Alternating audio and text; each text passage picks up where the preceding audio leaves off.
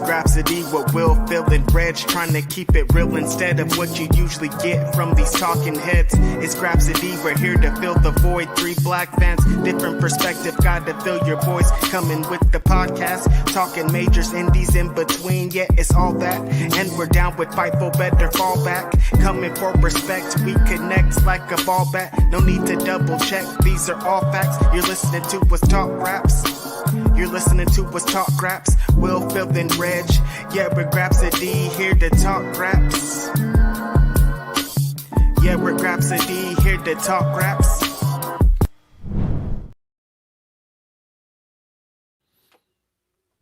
Good morning. We are here. This is Grapsody. I'm Phil Lindsey.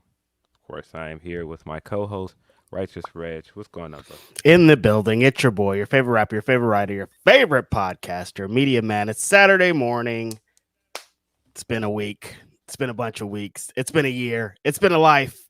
But I'm excited to be here. It's Grapsody. Thanks for everybody for being here this early with a bunch of comments already, talking about a bunch of stuff. Y'all are ready to go. I don't have to say what do you guys want to talk about because I think a bunch of people have a bunch of stuff to talk about already.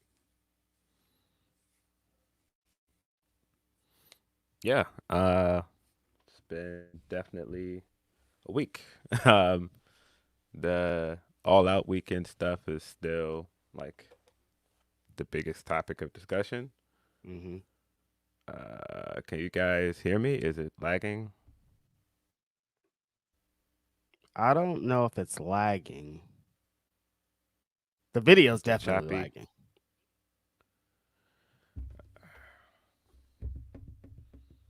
Trying to be patient. Yes. Trying to be patient. Patience Being is a virtue. Very, very annoyed at the moment. Very annoyed at the moment. I don't know. Yeah, so they're saying they can hear you, so that's a good sign.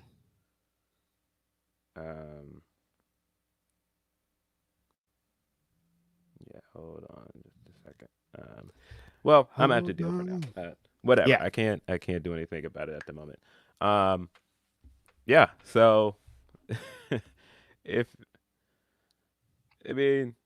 first of all, of course, I'm frazzled because I've just had a lot going on personally. Yeah. It's just been I haven't been here a lot this weekend.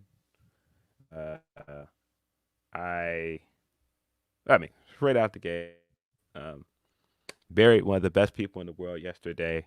My grandmother. Her funeral was yesterday. If you follow me on Twitter, I'm sure you've seen me talking about this for the last 2 weeks. So I've been here, and so when I got up this morning, I assumed everything would work correctly because why would I assume that? But plugged everything in. For some reason, Wi-Fi extender is not working, and so now I'm on the slow, annoying Wi-Fi, and it's not working. It's being annoying, and I don't have the patience to figure out why it's not working. It's fucking annoying me, but it is what it is. As I said on our last episode, our live episode, my grandmother meant a lot to me, man. Like, I don't think people understand as well because I don't talk about it that she's been a big part of my life for the last 4 or 5 years because I've been with her for the last few years, whether trying to help take care of her, whether trying to look after her, and all these other things. And so it's been difficult. It's been a difficult few years. It's been challenging watching her health deteriorate. But I do have some peace in the fact that she is in a better place and she does, finally have some time to rest. She made it up to 90 years old in July. Our birthdays are 5 days apart. My birthday is June 30th. It was July 5th. So yeah, rest in peace to her. It's been a difficult period, but I'll make it through this. It's okay. Sure, we will make it through. Technical difficulties abound as well, but Yes. to deal with it for a moment. Hopefully, you have better news than I am, and you had a better weekend than I did. Yeah. For the most part, I got a lot of rest. So first of all, I want to say condolences out to you and your family. Pretty much the entire time that I've known you, you've been connected to your grandma and like just I could feel that energy on how important of a role she played in your life. So condolences out to you and your family. No, it's been insanely tough. Like just there's so it's like so much surrounding what happens in moments like this and family and traveling. And we had this uh live show right smack dab in the middle of it, pretty much. You know what I mean? We had been planning for the show and everything, and then this stuff happens, and it's like you got to go and like put on a brave face in front of people out for a weekend and while you have this stuff looming. So appreciate you for doing that, because you didn't have to. You could have totally been like, yo, I can't, you guys, like it's a lot going on, I can't make it. But you put on, you were out there. You know, we went outside and had a very good time in Chicago. So shout out to you. But yeah, for me, I've been just relaxing, honestly. The weeks leading up to that All Out weekend were a lot. I didn't take a day off for like a month and a half. I was just grinding every single day to make sure I was in Chicago, make sure everything went well. So I've been resting since coming back from Chicago, and I feel great, honestly. Sleeping and chilling and watching a whole bunch of hang time on Freebie. So shout out to Freebie for supplying me with endless entertainment of Saturday morning television. But yeah, I'm out here, man. There's a lot beyond that going on that we can talk about here today. I see our little headlines. The first one, I wish we could just delete, but you know, Hey man, it's looming. Yeah, so yeah, a lot of stuff happened all out weekend. Let's talk about when we got the news, when we're out walking in Chicago and we see this press release, and you're like, so we're walking and then we're just having a good time talking about Chicago. Phil's showing me land sites, all this cool stuff. I'm like, Chicago's great. Starts looking at his phone. I'm like, why is Phil looking at his phone? What's going on here? And you're like really deep in it. And you're like, they finally did it. I'm like, who finally did what? And then so we stop and look at this phone. Phil Brooks is out of here. And shit just started going crazy, honestly, after that. The whole Saturday was a whirlwind because like that was just like over the top of us and so much was going on. It's been an interesting week since then, honestly, in the wrestling world. Yeah. Yeah, I mean, this was your first time in Chicago. Yep. I guess. How was it? I mean, I didn't even get a chance to ask that because everything else was going on. I loved it, man. Honestly, people were saying that the vibes of Chicago were a lot like Oakland, and it legit felt like that. I felt like at home for a lot of it because it feels like the same energy that Oakland represents, honestly, with like there's big Latino population, and then of course there's a whole bunch of niggas out there, like a whole bunch. They're working everywhere. Felt pretty at home, just being like, because that's how it feels in Oakland. Like living in Bakersfield was weird because there's not a lot of black people. So when you go to like the grocery store, the Walmart, the oil change place, like you're not interacting with black people a lot. So when I moved to Oakland, it was like a big shock because everywhere you go, it's like you go to the grocery store, you go to Best Buy, you go to McDonald's, like it's black people everywhere. They're working there. It's like a really good feeling. And that's the feeling I got being in Chicago. On top of that, I got to have some Chicago staples, ate some very delicious Chicago pizza, not deep dish. I didn't even have a slice of deep dish the whole time I was there because I don't have time for this. Got a hot dog, very delicious. Shout out to Glizzy's. They're gonna clip that. I probably should erase that. Somebody go and cut that. And then the wet sandwich that has been kind of constantly in my brain. I'm like, I don't really know about that wet sandwich. But again, another podcast, I can't go without saying Harold's is where it's at. Chicken with the mild sauce, unbeatable, can't beat it. Stereotypes are real. Chicken. Please, I'll do it for free. Chicken. Amazing. I love it. Chicken. Chicken is wild funny. Yeah, glad that you had a good time. I mean, a lot of times when we go places, we're just like from wrestling show to wrestling show, and exactly. So when you did hit me on Saturday and was like, I'm trying to just hang in the city, and I'm like, oh, I mean, as much as I put over this city, there's so many things you can see, and I didn't even show you like half of the stuff that you probably could see in the city in the downtown area. You But know what yeah, everyone has told me when I've told them I came back from Chicago, everybody said the same thing. Did you go see the Bean? And unfortunately, the Bean was under construction or something. I couldn't even walk under the Big Bean. gated off, man. Couldn't go over there. But you saw it from like a distance. I saw it. Yeah, you didn't get to I was you didn't get to do the tourist thing of like standing under it and right. taking a picture of reflection and touching it and all Right. that other stuff. Well, I don't know why people have this huge fascination with the bean, but it is what it is. I But honestly yeah, don't really know what it is. I've been like asking people, I'm like, what? Like, I get it, like it's a tourist thing, but what is it? Why? yeah, it's a big sculpture. The Cloud Gate. That's what the real name of it is, but it's been deemed the bean because it kind of looks like a bean. Um, Mhm. but yeah, didn't get to show you our Picasso. We have a Picasso in our city. It's also the famous flamingo sculpture that's on Clark. I don't know. I've had friends come here and they're like, "Have you like?" You should just do like tours because like I You like so should. much about tons. I was like, I've lived here my entire life. I know so much about the city. So No, um, bro, when we were walking down the street and you're like, this is this and this is this, I'm like, I'm on a tour right now. Like, Phil knows about a lot of this stuff down here. yeah, I used to work in the downtown area. I went to school in the downtown area, so I know a ton about the city. Um, but yeah, in the midst of showing my friend the city, we got down to Mile. I think we were across the street from the water tower at the time. Um, I looked down at my phone because somebody texted me, and I was like, "What are you talking about?"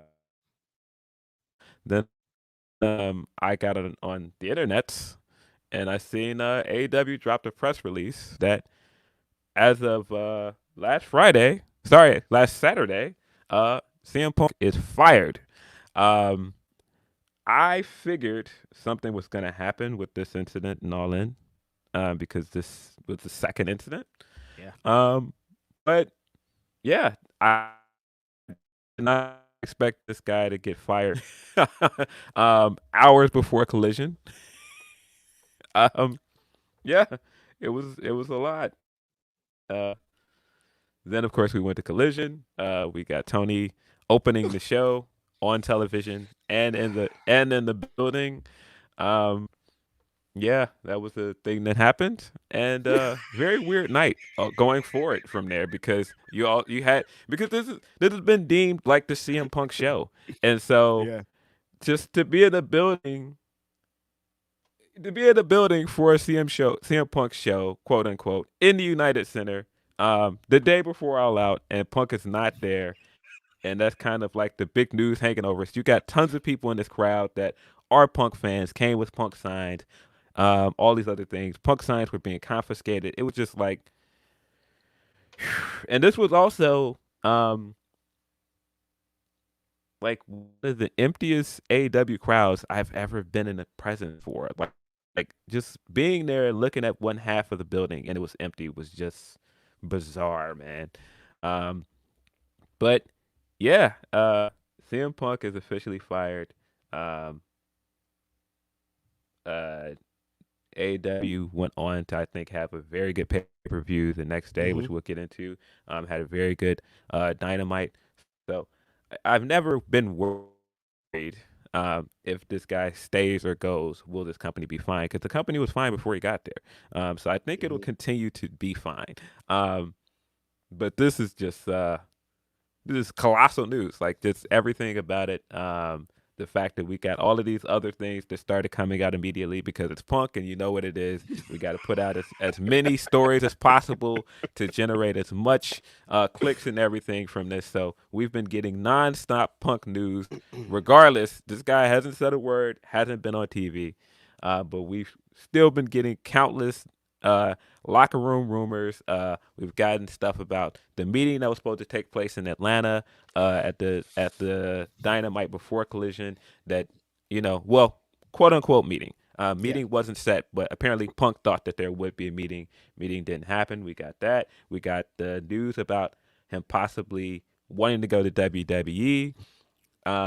We've got whatever, just tons of news. We've been still inundated with Punk stuff, and boy, let me tell you, we talked about this. I think last time Punk stuff came out with the Collision stuff of him people home. We talked about this on Ask Grapsody this week.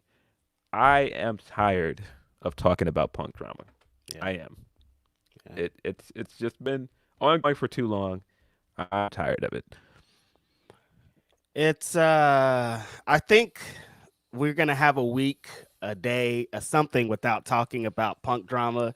And it gets really rough because, of course, my friend Phil Lindsey here is a big Punk fan. So people want, like, anything that happens, people are like, well, what's Phil think? What's going on? We have to hear like what Phil thinks. So it's like we have to talk about it. But I'm so tired of talking about it. I just want to talk about slams and spots. I like spot foo. I like good wrestling. I like what's happening on TV.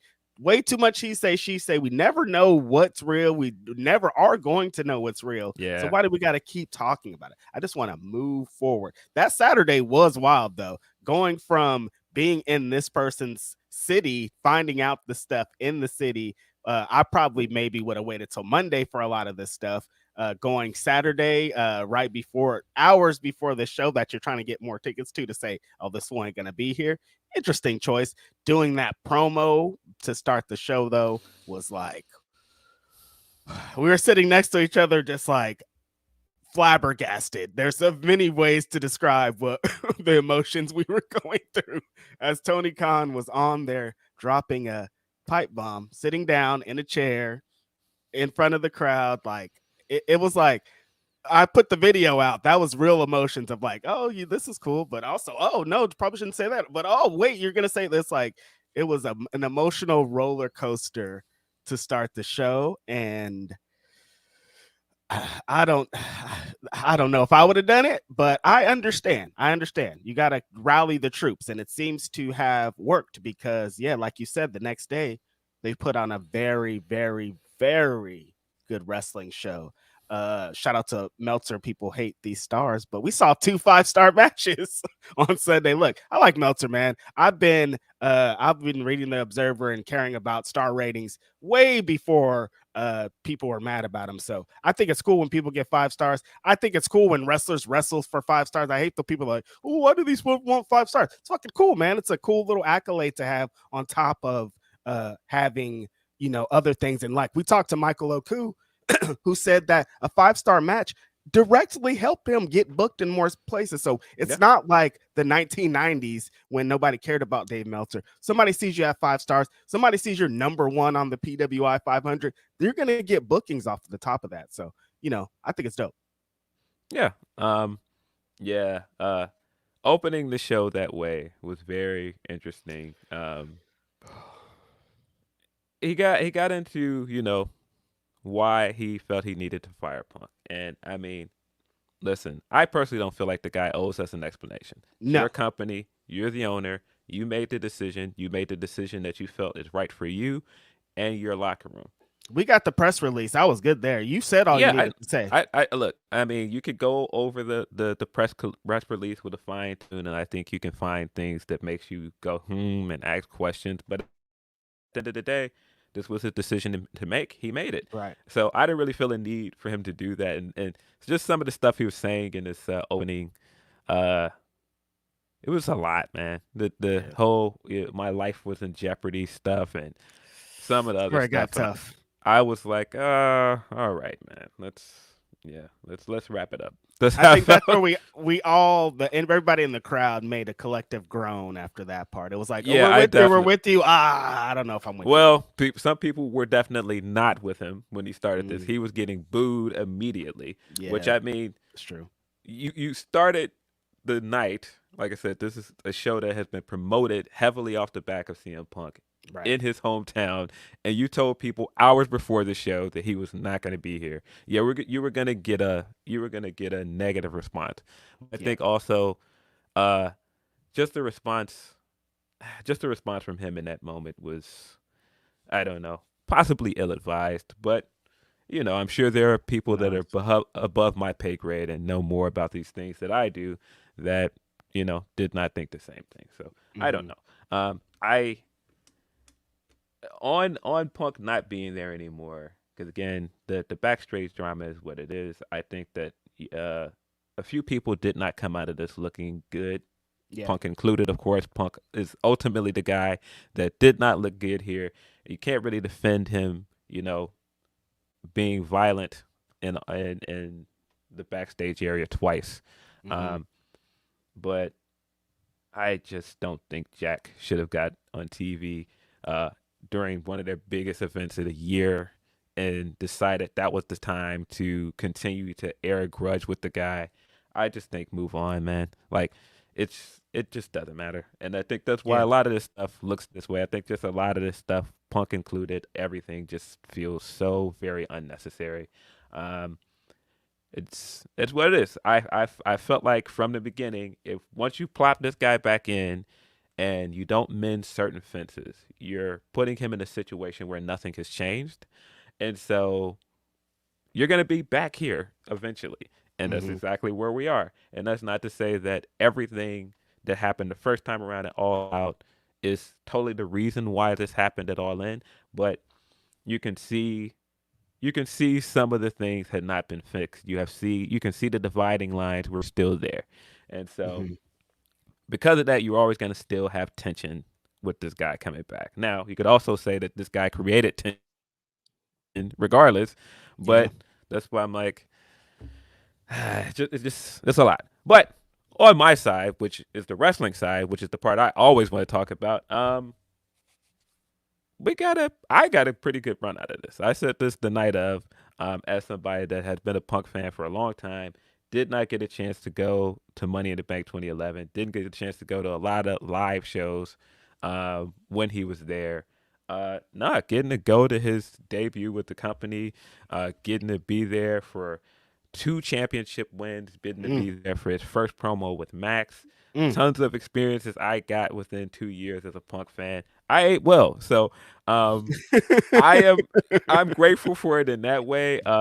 It was a fun ride while it lasted, but hey, man, sometimes it be like that, man. Sometimes you're not here for a long time; you're here for a good time, man. Straight up, straight up, straight up. Yeah, there's a lot of that I can agree with, especially kind of on the Jack Perry part. It's like if we're trying to say we're about the company, that wasn't a company thing. Like you going out there and still holding your grudge on the hugest show Yeah, of all time is not for the company. That's for Jack Perry, and that's not really fair to everybody else. So yeah. that doesn't, you know, uh say that Punk shouldn't have done what he did, but like, it's everybody kind of played a role in it. Should Jack Perry have been fired? I don't know. I don't think so, but I Yeah, don't know. I feel how people are saying that he should have. I don't really understand why people think he should have been fired too. I definitely think he should have been punished, and it seems like he Yeah. has. We got the confirmation in the scrum after All Out that he's still suspended. I believe that he's been fined as well. Don't quote me on that. No. But yeah, he's been punished. Punk has been punished. I hope that We have been punished as wrestling fans. we we've definitely been punished enough. Can I have a break, big dog? Damn. Yeah, so I hope that we move on. I know people are now waiting for Punk's response. I just want all of this to die down. I don't think that it will. I do think that there will be still ramifications between him and the company moving forward. I just don't care. But look, Just don't I'm on your side too. I think in the grand scheme of things, I think it's more good than harm. I know a lot of people aren't going to think that, but I think that kind of the history of AEW, I'm gonna look back on it fondly. Like I had a good time with this. My resume is fat. Right at the top of the list is making CM Punk cry in a press scrum. Look, that would have never happened if the homie didn't come in. So I'm taking my big W and I'm running with it. And on top of that, he gave us a bunch of really fun wrestling moments on screen. A lot of the Eddie Kingston promos, insane. Yes. Like a lot, that work was crazy. The dog collar match with Max was insane. Like he did a bunch of stuff like that, and like he still at the core of it understands exactly what makes for a good wrestling show. And I always thought, like for the week's Collision, you were saying on here, Collision was your favorite show, and he had a lot to do with that. So like at the core of it, he still got it. Couldn't get over the extracurriculars, Yeah. But I don't. When Nobody expected him to. That's another thing, Phil. Before he came in, everybody said, "Do not bring this guy in. He's gonna go up there. He's gonna tear your locker room up, and he's gonna leave in a blaze of glory." He came, tore the locker room up, and left in a blaze of glory. Right? hey, I mean, this is kind of thing when you sign CM Punk, you expect CM Punk to be CM Punk. Um, but yeah, I mean, ended on a very great match as well. I think I the Joe mean, match at All In was really good. it's a way to go out. Joe, I feel like, has been on a phenomenal run with AEW as well, reinvigorated his career, and I think getting to go back and do the matches with Punk, like what is considered the best feud of his career, Yeah. getting 3 solid matches out of that, Yeah. and capping it off by having the last match in front of 81,000 people. That's crazy. And just I think that's a high point for him to end his time with AEW on, but boy. Uh, Boy, what a mixed bag. Definite highs and lows. Some big lows, though. Let me reiterate: the lows are pretty heavy. Big highs and lows, man. Like, yeah, I think he had a lot of highs on TV. A lot of lows were backstage stuff and stuff Right. around him on TV, because most of the stuff he did on TV I enjoyed. The wrestling, the promos, some of the feuds. I feel like he had the best feud of the year last year with MJF. Mhm. But it's just all this stuff around it, man. And that's the stuff that I'm the least interested in. I know people are gonna go, "Oh, well, you're a Punk fan. You're not into this." Look, man, I am a guy that listens to that podcast when he did Art of Wrestling. I remember where I was the first time I heard it. Yeah. All of these things, these are all things that, in some ways, I do like about him as somebody that makes wrestling in general more interesting. But at the same time, this Punk stuff with AEW has gotten old a long time ago, man. I just am just so tired of talking about it, man. Like, those guys decided what they want to do, and it didn't work out, man. I wish it Right. was different. This isn't me going, "Oh, well, I hate the Elite." No, I've never hated the Elite. I have been supporting this company since day one because I'm an Elite fan. I went to All In. I was there. Like, I've been there every step of the way. So I'm not an Elite fan. I am an Elite fan. I don't go to shows and boo the Elite. I don't Mm-mm. go there and chant CM Punk during their matches. That ain't the kind of fan I am. So Mhm. I'm not saying any of this could go, "Oh, well, I picked this side or I picked that side." I don't think that anybody should be picking sides here. It's just pointless. What I tell you guys all the time is what it is.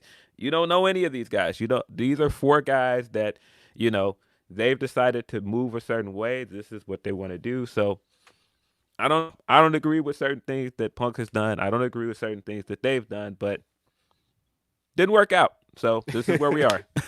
All right, Phil. So we talked about it on Ask Grapsody, and you just mentioned it here a little bit about that Art of Wrestling podcast. Who do you think's going to get this big after AEW explosion interview from CM Punk? Who's going to be the outlet? The homies at Wrestling? Is it going to be Chris Manfleet? I don't know, man. Who's going to get it? I don't know, man. But like we talked about in Ask Grapsody, high risk, high reward. Very high risk. When it comes to who gets this first CM Punk interview post AEW. Because the last one, the Art of Wrestling one, was involved in a lawsuit. So, like, it's a big, big, big, big risk of what this guy might say on there. Yeah, I don't know. I have no idea who gets that interview. I'm gonna be, of course, looking out for it, because I think in some ways we all want to see what he has to say or what he possibly is gonna do next. But oh man, whoever takes that interview, man, you got to take everything that comes with that, man. You got to. We'll take that. Come over here. I'll take that. Come on, we'll take it. Cole Cabana will tell you firsthand, everything that came with doing 2 podcasts with this guy. One of the most influential episodes of any wrestling podcast. Probably easily his highest viewed episode. The thing that for some people put that podcast on the map. Yeah. Oof. But what else afterwards? That came with all this legal stuff for him. Probably as part of what ended their friendship. Yeah. Oof. I don't know. I don't know who gets that interview, but it's gonna be an interesting interview for whoever gets it. I'm thinking that Lars is going to take it. Lars has a podcast. We see anytime that CM Punk has been kind of involved with wrestling without it being like in an AEW building or venue, like Lars has been right there on the side of him. Lars has talked very much about it. I feel like that's probably the easiest route for him to take if he's going to do that. But also, like, we will do that. Yeah. And I'm not so sure. I've seen people that are like, oh, he's going to respond right away. He's seen all of this and he's sitting at home mad. I don't know the guy. Personally, I have to assume he's probably pretty embarrassed with how this went. I can't see a scenario where he wouldn't be. No. Like he's not laughing at home like, haha, I got him. I don't think so. No, I'd have to assume he's pretty embarrassed. And my whole takeaway from this, again, I don't know the guy personally. I don't know any of these guys personally, but just the fact that this is two incidents where it turned into some anger and some violence, might need to look into the fact that wrestling might be unhealthy for you, bro. Like it might be a place where you're still triggered from things that happened years ago. And that might be something you need to investigate, man. Before you want to continue in wrestling, whether that's going and wrestling for the Fed or I've seen people throwing Impact and NWA out there, which sounds crazy. Y'all are sick. But before you do any of that, I think you need to address with yourself what it is with you that is upsetting you so much. Because it seems like, man, you might have some issues here with the backstage shenanigans, man. And I don't think that's based on just what anybody in AEW may or may not have done. I just think that might be an unhealthy place for you, man. Sometimes we love things and sometimes we got to let it go for a minute to figure out why this is causing me so much distress. But Phil, he was out for 7 years. Why didn't he figure it out then? Well, I mean, half of that time he was also in a legal fight with WWE that was causing him to be upset. And we heard this guy for a long time. When people would ask him about coming back to wrestling, this guy was like, I hate wrestling. I don't want to do it. Yeah. And so I think he's just got a very rough relationship with wrestling in some ways. Like, you can tell that he loves it, and you can tell in some ways he was having a lot of fun in AEW, but you could also see, like, the people part of it, he wasn't having the most fun. Right. It's like, oh yeah, I got to go to work with coworkers and people that I don't like again. Like I can't just be at home chilling. Yeah. It's what an experiment, man. Like I think for us also benefit is like every time we would talk about CM Punk, people were very excited about our podcast. So the podcast game benefited very greatly from a lot of these whack wrestling stories. media has eaten very well off of CM Punk's name. Don't let anybody tell you otherwise, because if they are a liar. They are absolutely eating well. Every time you report on this guy, you're seeing clicks, you're seeing revenue. No, so and I think that that's part of what annoyed him with All In. It's like, oh, you guys are constantly reporting all these things, whether they're true or not, and it's just like, you could just stop talking about me. But yeah, man, I guess the last question before we wrap up CM Punk stuff and get into super chats and move on into other more fun stuff to talk about. Do you think this guy is going back to WWE? God damn it, Philip Lindsey. I don't want him to at all. 0%. Because of what you said. Like, I think it'll just like be such a hypocritical move. And it goes against everything he kind of represents of like against this system. Like, it doesn't even seem right. Like you just said, half of the time he was fighting a battle against them. So to fight this battle, come back and kind of get your shit off again and then go back is wild to me. I can't see it. People are just like, what about these dream matches? And it's like, it's way more than dream matches, you guys. Like, and then people are thinking like they are seeing these stories of him in the backstage too. Do you think they're going to come over there and not do that? Like, you know what I mean? Like, I don't really understand from both sides. I can't see it happening, honestly. If it happens, I'd be shocked. I wouldn't be shocked if it happens because those guys like money. Those guys like stirring the pot and getting the chance to. Is that worth it? getting a chance to wag your finger not just at people over there and be like, haha, I told you so, we run a better shop and we're gonna get this right, or wag their finger at fans that have chanted CM Punk at them for years and have gotten over how they think they mistreated him, and him going back there. That's a big W for them. They absolutely would try to do it if they felt like they can make it work. So I would not be surprised at all if he goes back there, because they like money. I'm pretty sure he likes money. I would hate it personally. I don't want anything about it, just because, I mean, he's spoken for the last 8 or 9 years about how miserable he was at WWE by the end, and how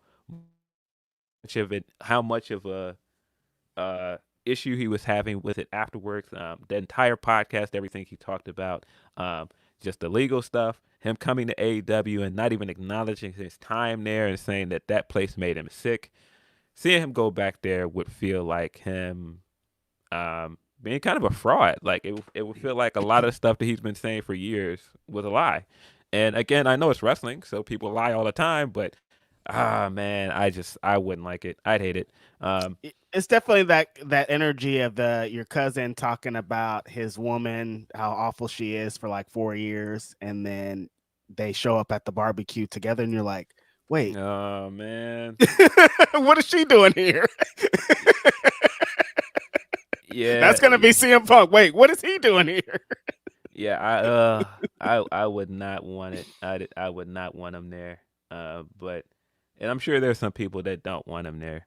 But yeah, I feel like this would make him look like a pretty big hypocrite if he went back there. Yeah. But money. Money is always the deciding factor, and I think if there's money to be made, I could see him doing it. If he feels like he still has stuff to do in wrestling and he's not finished, that's pretty much the last place for him to go. That's the last place to go that's going to offer him the money he wants. So again, I would not be shocked at. I think you're going to have to go through some hoops to do it. We do not know what his status is as far as a non-compete. I saw a rumor, I believe, that came from the Observer that he probably is signed to a non-compete, and it's probably a pretty lengthy one. Of course, Tony did not give us confirmation on that when asked in the scrum after All Out. He hasn't really spoken on any of the business side of it that I'm kind of curious about, that like how much of that contract that they have to pay him out on, because as far as I understand, that guy was contracted for 5 years, and it was a pretty hefty sum of money. So yeah, I wondered, by firing him, did he forfeit all of that money? Ooh. So many still questions around that stuff about it. And again, that's why I know we're not done with this topic at all. We will be talking about it again. But for now, let's put a bow on it. I guess let's hop into some super chats. Let's hop into some humper chats. You know what it is. You can send us your super chats. If you want to send us a humper chat, you can send us that at humperchat.com/Fightful. All right, yeah, we're gonna get into some super chats here. Appreciate everybody for submitting. We're gonna start. Sure, they're all gonna be very cheerful, and none of this is gonna be incredibly negative or hate spewed at Punk at all. Yes, okay. We're starting out with Deontay Soigné, our homie, saying, first of all, I want to say all prayers and love to Phil. We're here for you. Second off, next strong, Meat and Keith versus Swerve. Just kidding, Reg. Been a lot of wrestling the last 2 weeks. All love, boys. Y'all be easy. Deontay, come on. Next strong is a wild thing to put on a shirt. Next strong is crazy. I think that was yesterday. I saw Roddy tweeted the picture of the Next Strong shirt. He was like, yeah, Adam Cole, what do you think about this? And I was like, telling the man, what do you think about my shirt that says Next Strong on it is wild, bro. What do you think about this? What do you think about this? I got the strong neck. I don't know, man. I guess. No. It's a wash shirt.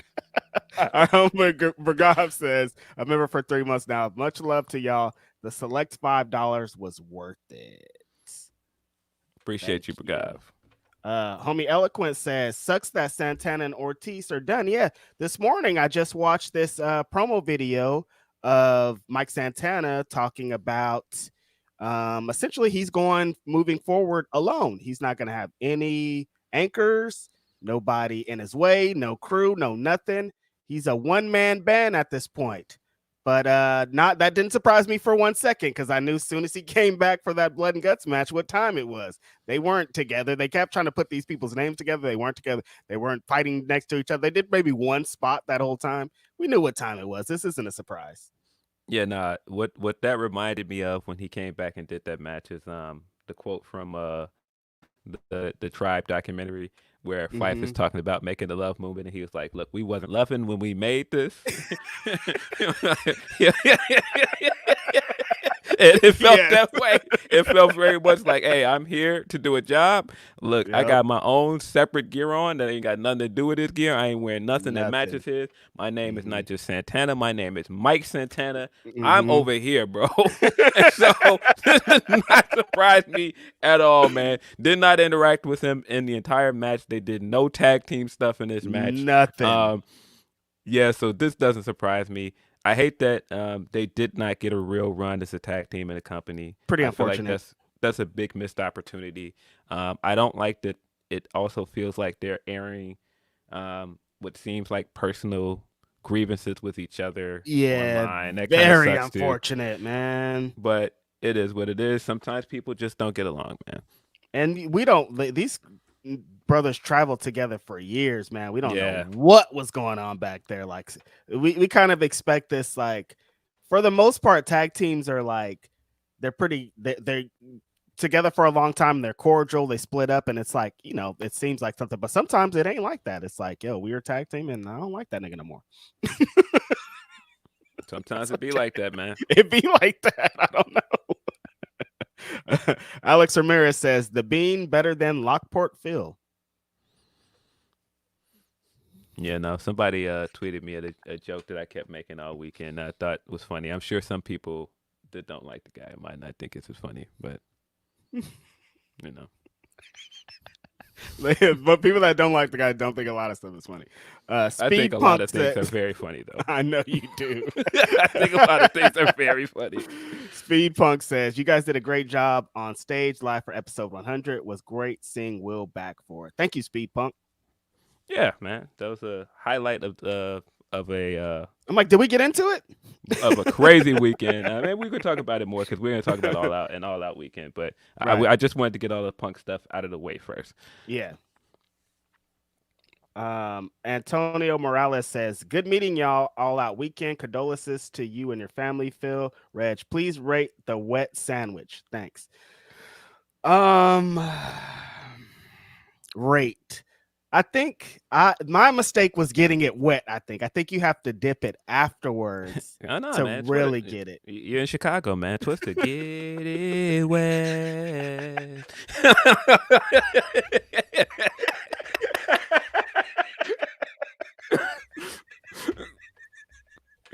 That's such a hip hop in Chicago ass joke too, man. Yeah, okay, look, my fault was getting it all the way wet. Shout out to Twister. If I just dipped it, see, this is just sounds wild, all of it.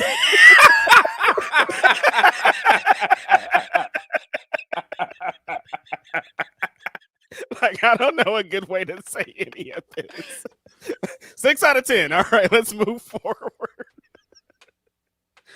Nah, man, look, Italian beef is a Chicago staple, man. I every time I get it dipped. And if you're not from Chicago, getting it dipped means they literally take the whole sandwich and dip it into the juices, put the peppers on it. It's fire. But I also understand people that don't eat it regularly. Like, what is this? Why is the sandwich soggy? Like, but this it's part of the package, man. Why is my sandwich wet, Phil? What's going on here? But I get it. Next time I'll be better prepared. Meet Norma. Shout out to Meet Norma says, prayers to Phil and fam. Reg, sub partner.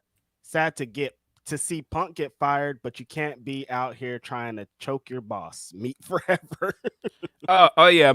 We did not get into that part about it because I feel like we did throw in the he felt like his life was in jeopardy. I mean, once you bring that energy to your boss, and the story is that he lunged at him And it seems like the video corroborated that because, you know, clearly the investigation ended very quickly. This was like a week-long investigation, and none of this seemed to favor Punk in any way.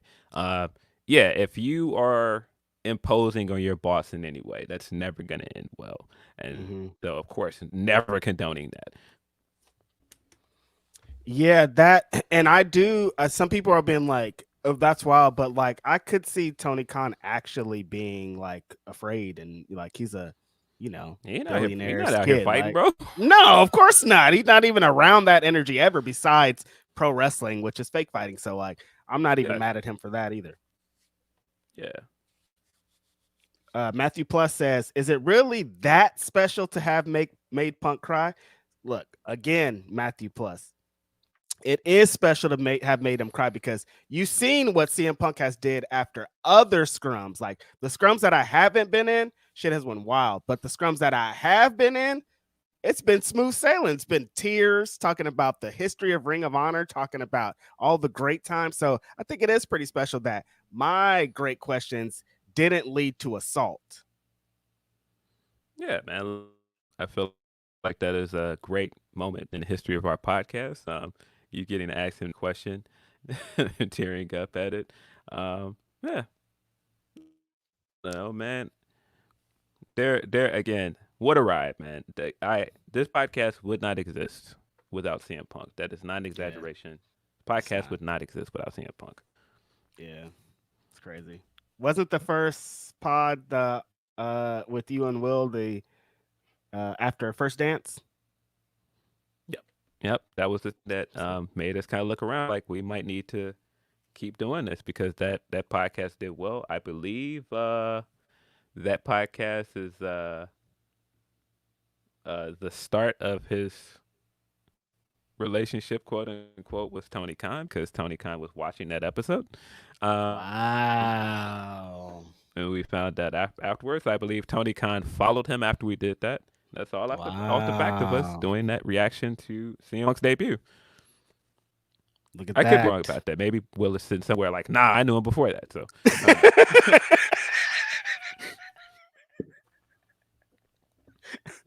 it's funny for a number of reasons. Van Twinblade says, at least Tony comes out and explains stuff to the people. He's not the best speaker, but at least he tries to level with us. My only issue with saying that if you're gonna open the show that way, I feel like he could have been a bit more transparent in the scrum the next day, and I'm sure that's partly legal stuff that he couldn't talk about. But no, I don't think he was that transparent leading into the show, and I don't think that he was that transparent about many things with CM Punk. So for him to come out that night and say things that way, it was just like, okay. Well, what does this mean? What does that mean? What does this mean? And then you don't want to answer. It's like, are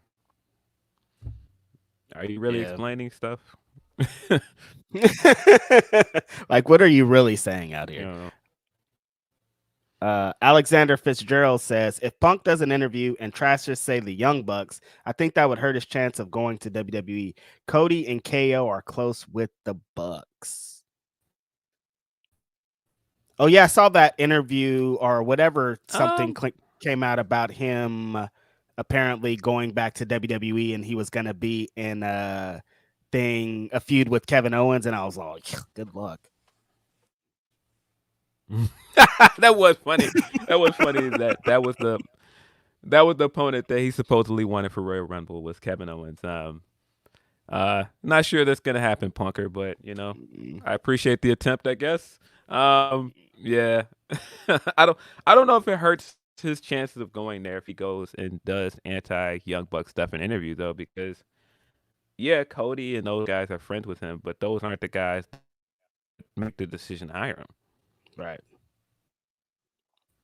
If they want to be in a feud, like if they have to have a match with Cody Rhodes and CM Punk, he can't say don't do this. I mean, he could, but ain't nobody gonna listen to him. Irene C says while Punk let his pride. No, go ahead. No, I was gonna say this is a company that the Young Bucks have said negative stuff about for years. I don't think they care about this guy saying negative stuff about them.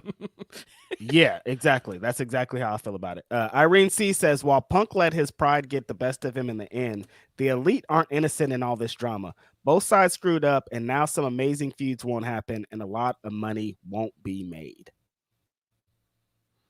Yeah, I wish cooler heads had prevailed, and they had ironed things out. Maybe he would have eventually gotten into it with somebody else. Maybe other things would have led to him being fired. Because again, it seems like the real gist of this that led to his firing was the stuff with Tony, the stuff that happened in Garou. But I do wish they had just moved things over and moved on. I know that there was a lot going into that.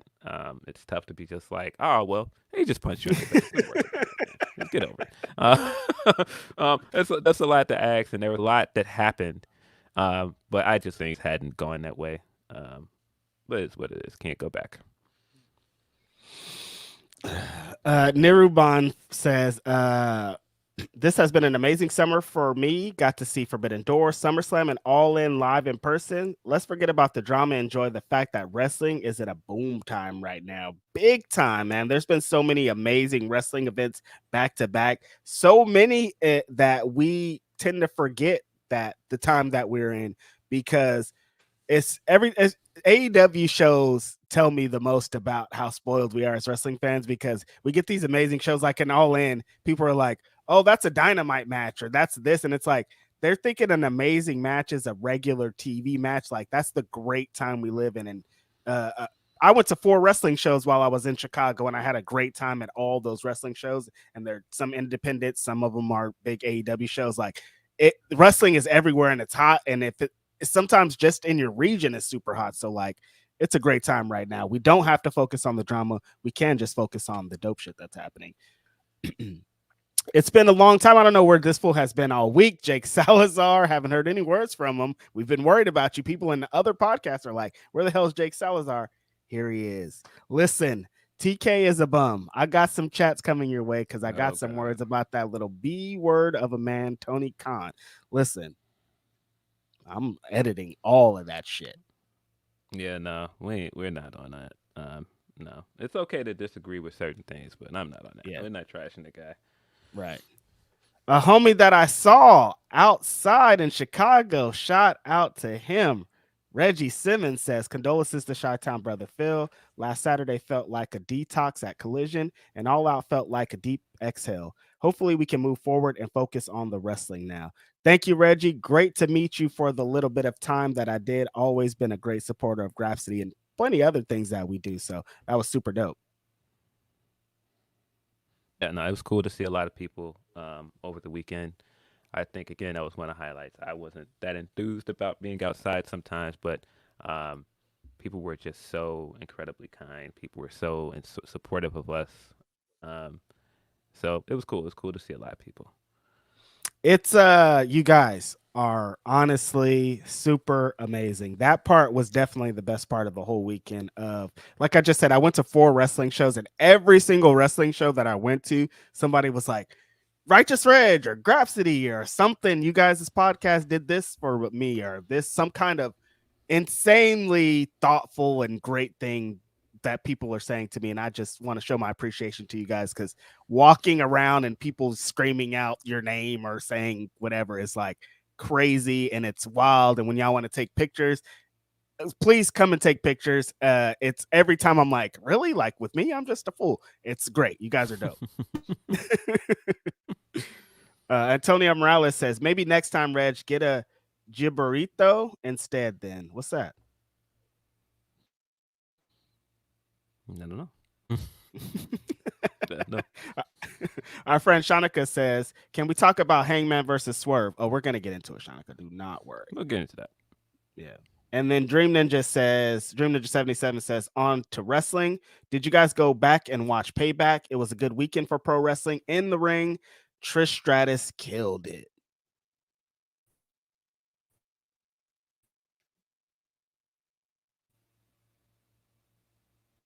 I think Phil's still here. Possibly.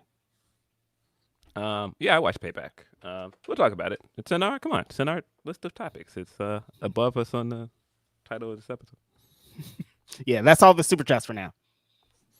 Yeah, let me check and see if we have any humper chats. Super chats, humper chats, super. I need to make a super chats and humper chats song. I think.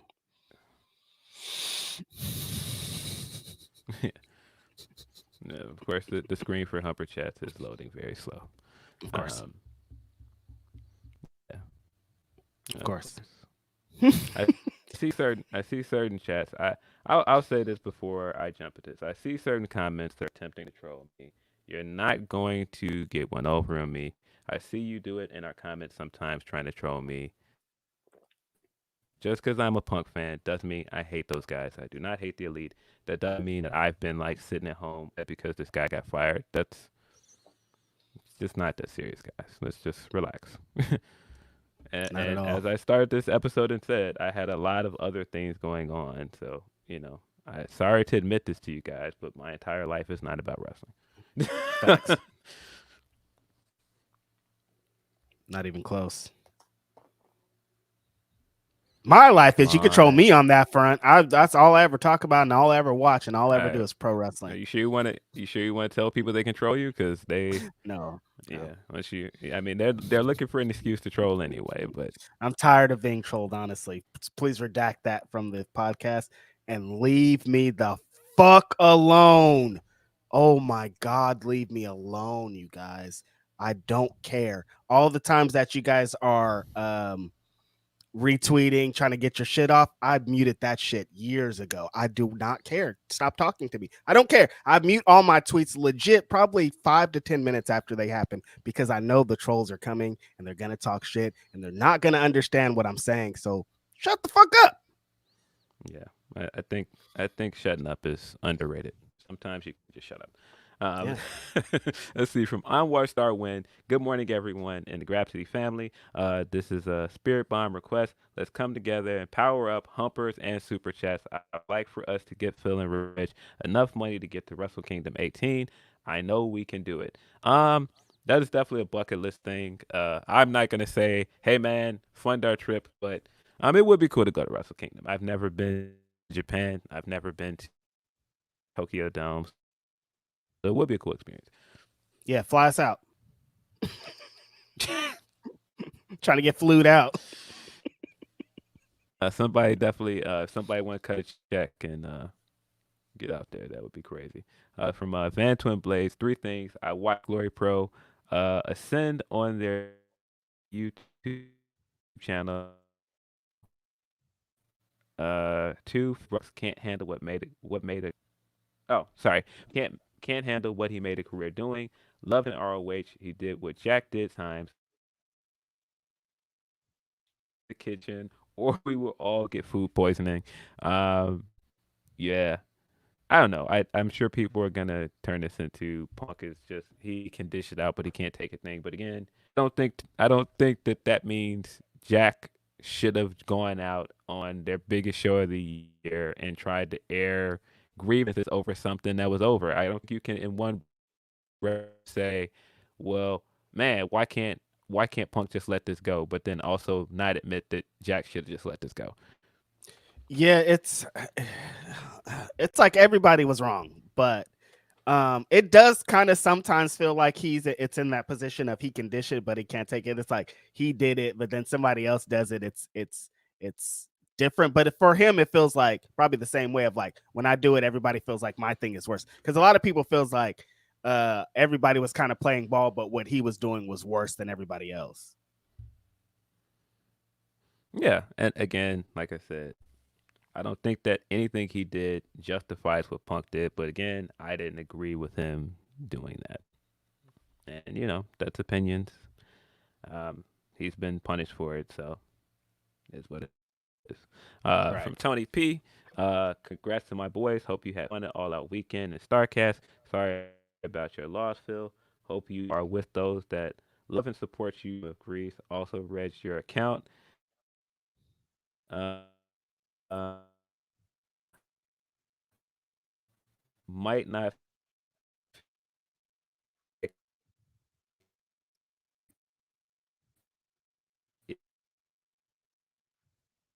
Not getting any of it.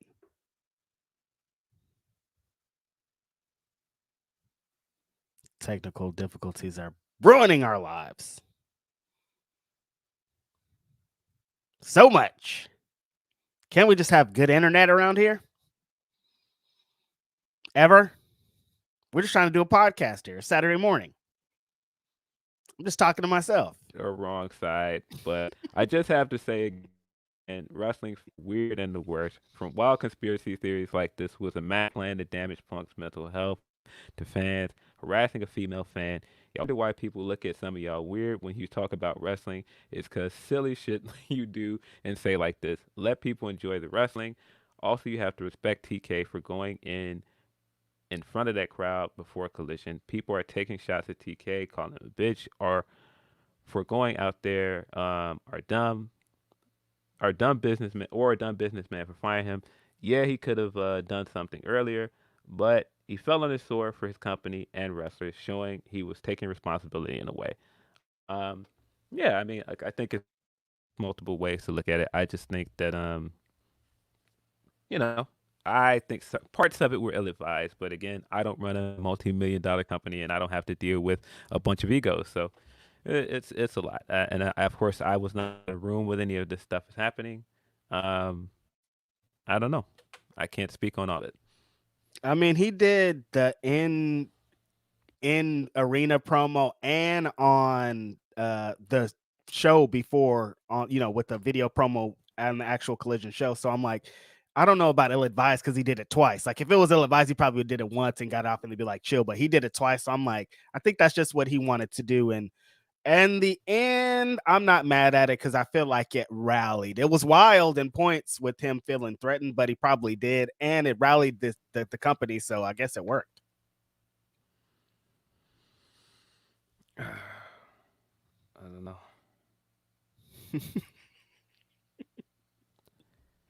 Great job, Tony Khan. TK. Tony I don't know. Khan. But yeah, appreciate your humper chats, Tony. Not Tony. Tony P. From Black Phoenix Brand. If the next phase of the Bloodline story is the power vacuum they've left and the battle to fill between the OC Judgment Day, Hurt Business 2.0, and all other factions, I can dig that. Yeah, the Bloodline stuff has not been my cup of tea for the last few weeks, but we'll see where it goes. We'll, as the saying goes, let it play out. It seems like they are trying to move somewhat forward with Jay being over on Raw now and them kind of separating them. That leaves space for more things to happen, I think, in the Bloodline. I just don't know if they're going to execute it or if it's going to continuing to be what it has been. Yeah. Can you hear me? Am I lagging? I can hear you at the moment. Nope. Can again.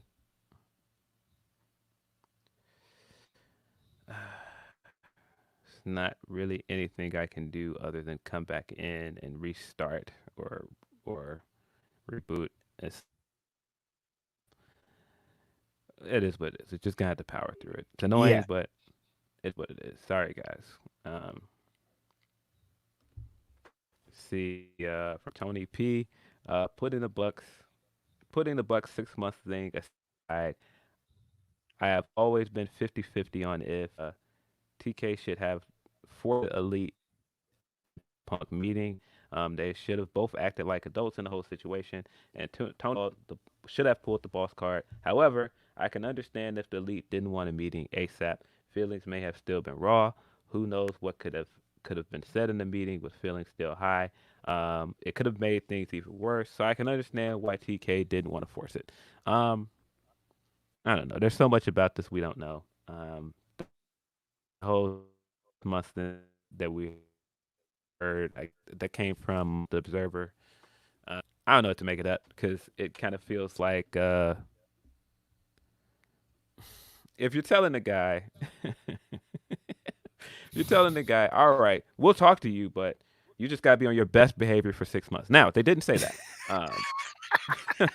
They didn't say that before I finish, because I know somebody's gonna be like, but they didn't do that, Phil.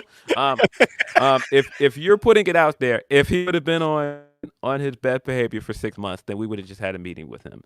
I don't know what that means. That could mean anything. That could have meant that, they could have got to that end of the 6 months and still not want to talk to him.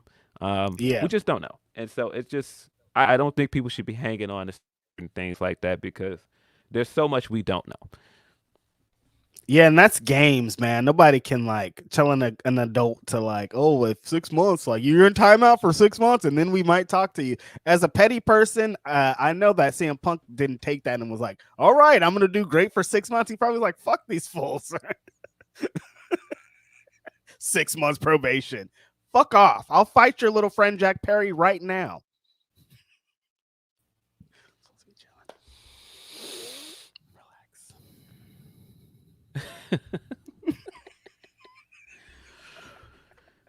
Yeah, I don't know. I think everybody's got to calm down. And I don't, he probably didn't even know about the 6 month thing that has gotten reported. Again, we don't even know if this is a real thing that happened. This is just something that this is just something that the Observer reported.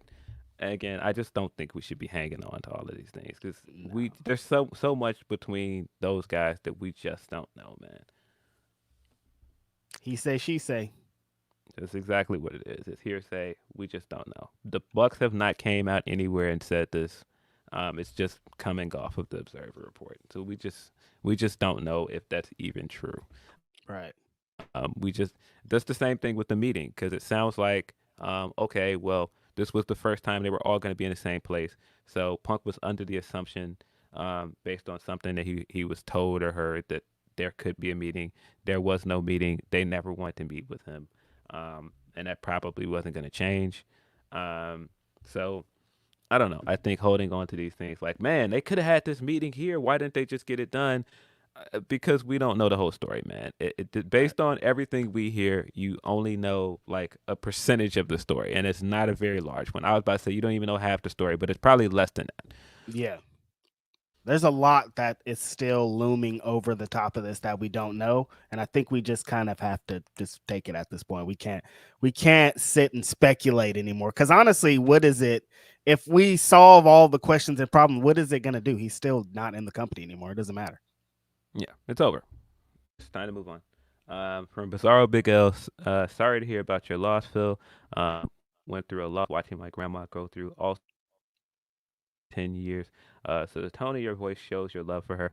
Loss sucks, but be kind to yourself. Remember, she lives on through you. Hope you find your peace. Yeah, she just went through a bunch of different health issues. I think that was also why, by the end, I was just like, I just don't want to see her suffering. Right. And if you've ever gone through what he's talking about, loved one going through Alzheimer's or dementia, it's difficult, man, because you want to have that same relationship that you had with them for your entire life, and it's just not the same. You can't just talk about memories, small things, hey, remember that time we went here?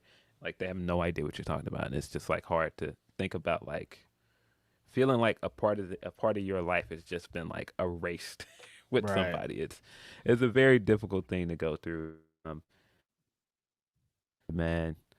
But everybody's gonna get old. Time is undefeated, as they say. She used to say it all the time, man. When God comes down and decides to snatch that last breath away, man, there's nothing you can do about it, man. You just accept it, and that's just what it is. And you just said she had a 90th birthday too. She lived a bunch of lifetimes at that time. As a Black woman, I could imagine the things that she's experienced in these 90 years.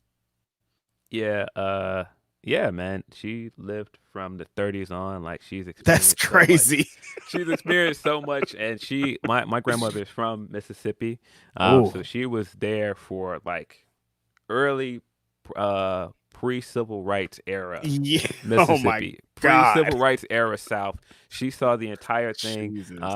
and just all the things she's managed to experience. I said on this show, when Obama got elected, she was answering her phone the entire day, saying "Yes, we can," because this is a woman that has seen it all. She did not believe in any way that a black man would ever be president of this country. And that's why I'm like, all of the things that she experienced in 90 years, like I just can't imagine. And that's why again I'm grateful that we had her as long as we did.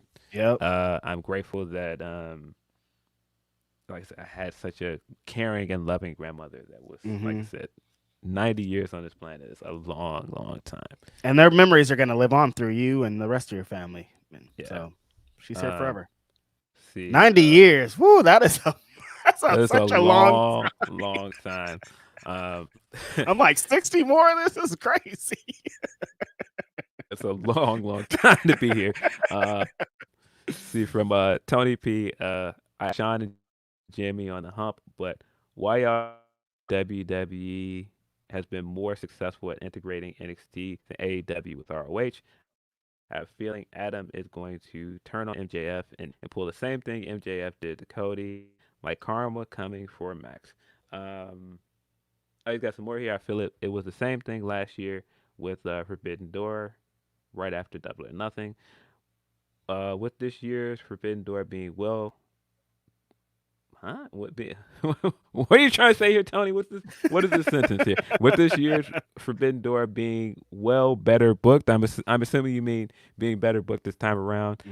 What will it take for TK to regularly move Double or Nothing and All Out from Vegas and Chicago, and off those 2 holiday weekends? I feel Chicago is dried out. He's pretty much saying like it's condensed too much at that little the time that we just been through. Just too many big shows back to back. Right. Yeah, I think the ROH thing is that they still haven't established an identity for ROH under the AEW umbrella, and I think that's the big issue here. NXT is different because NXT has always been a developmental brand. Yes, it's moved into being like a third brand and all these other things, but it's had time to evolve and become this. Like, this is still like a little bit over a year with the ROH under AEW. So we just still don't know what it is. It's not necessarily a feeder system. It's not necessarily a place where just guys do the enhancement matches. We just got to determine what this thing is, man. I think that's the issue. Yeah, I think they're just two different ideologies on what it is. Like, we've known pretty much from the beginning of NXT, they've been telling us these people are getting ready to go to the main roster. They come up to the main roster. We've seen NXT people become world champions. We've seen them go from the start of the system to the main eventing WrestleMania. So like, that's an established thing. It's weird with AEW because the fans are hardcore. So like, most of them know about Ring of Honor. So it wasn't something you had to really like establish to them. But the people that didn't know about it, it feels like parts of them didn't care. So it's like, even if this is like, they don't care about the developmental part. They just care about what's presented to them on screen for Dynamite and Collision. So it's like, ROH was kind of like, what is this type of thing? And we also have to remember that this NXT thing, like, a lot of it wasn't successful. Like, now I think it's probably the best of them, like taking what they established in NXT and bringing it over to the main roster. But a lot of it was like, for a while, I was like, what are they even doing? Like, they don't even know how to use their own system. Like, a lot of times I was like, I thought they were doing a disservice to Finn Balor of like, they wouldn't even talk about his great accolades he had just in NXT. They were just like, this guy's cool, but they would never tell us why. And I felt like a lot of it was like that. They started to get it right with like Bianca and kind of like the classes after them. And now I think they get exactly what it is. It's just two different ideologies. That's all it is.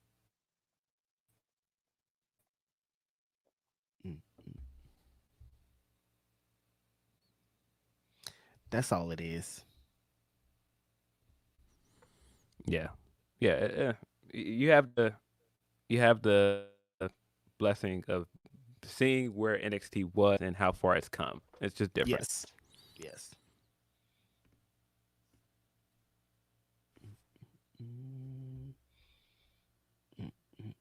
Is that it for Humper Chats? We got a few more.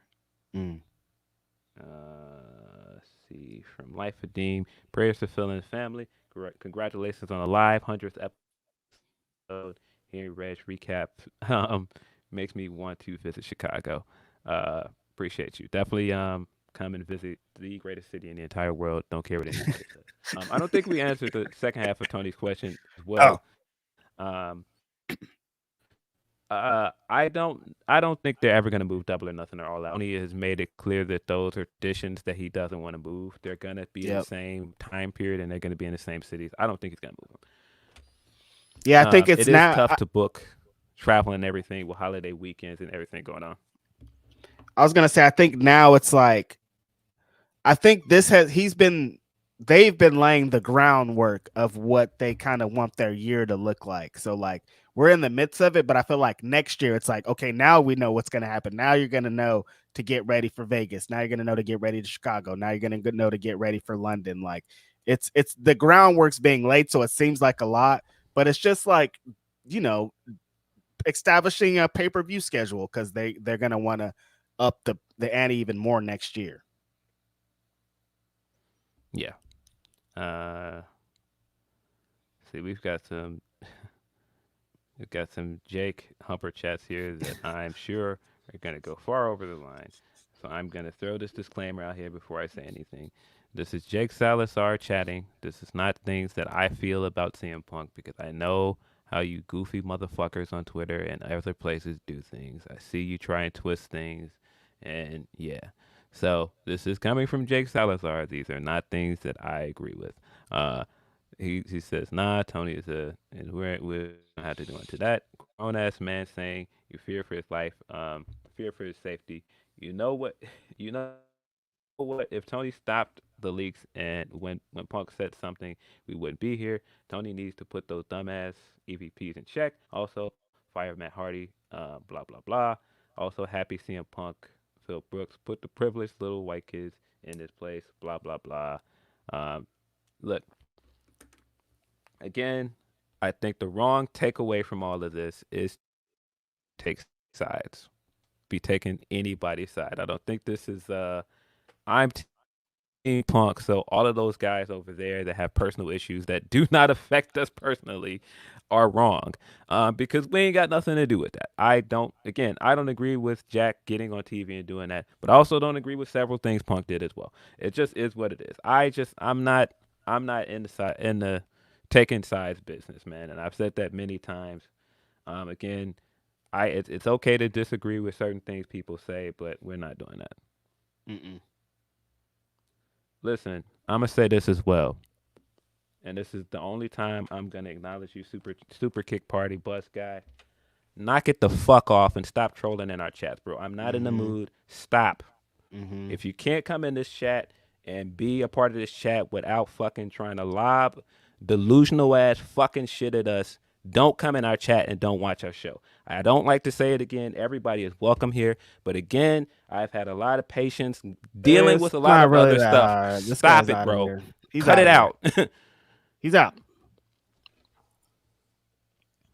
Like, it just, whatever, bro. Like, knock it off, bro. I'm not in the mood. He gone. We ain't playing these games. I'm like, I don't have time for this.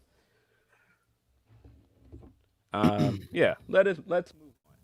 Yeah. Again, tired of talking about the Punk stuff anyway. Let's move on. Let's see. I guess we can get into All Out Weekend because a lot happened other than this Punk stuff. Again, wanted to get that out of the way. But a lot of stuff happened, whether it be All Out itself, getting to do StarCast with my guys, and we got a WWE pay-per-view smack dab in the middle of this. So let's get into it, man. I thought All Out Weekend for the most part was really cool. Like I said, there was a lot going on. Starcast was cool. This was my first time going to a Starcast. This was my first time going in a press capacity either, and getting to do our live show was really cool.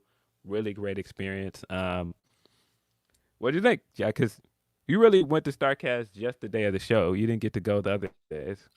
Right. Yeah. Because every time I go to one of these wrestling weekends, I always think I'm going to do something besides go to watch a bunch of wrestling, but I can't. It just pulls me in. And everything was so fucking far that it ruined my weekend, honestly. That's what we really need to talk about for next year is getting all these events not an hour apart from everyone. I don't want to drive for 2 hours of my day to try to support everyone. One, that's just not feasible on I'm on vacation. Like I can't take an Uber for an hour. Nobody wants to give me a ride for an hour. Like we have to figure this out. This is why I wasn't at Starcast as much as I wanted to be, because it's in another goddamn city, dude. Like help a brother out here. That's what happened here.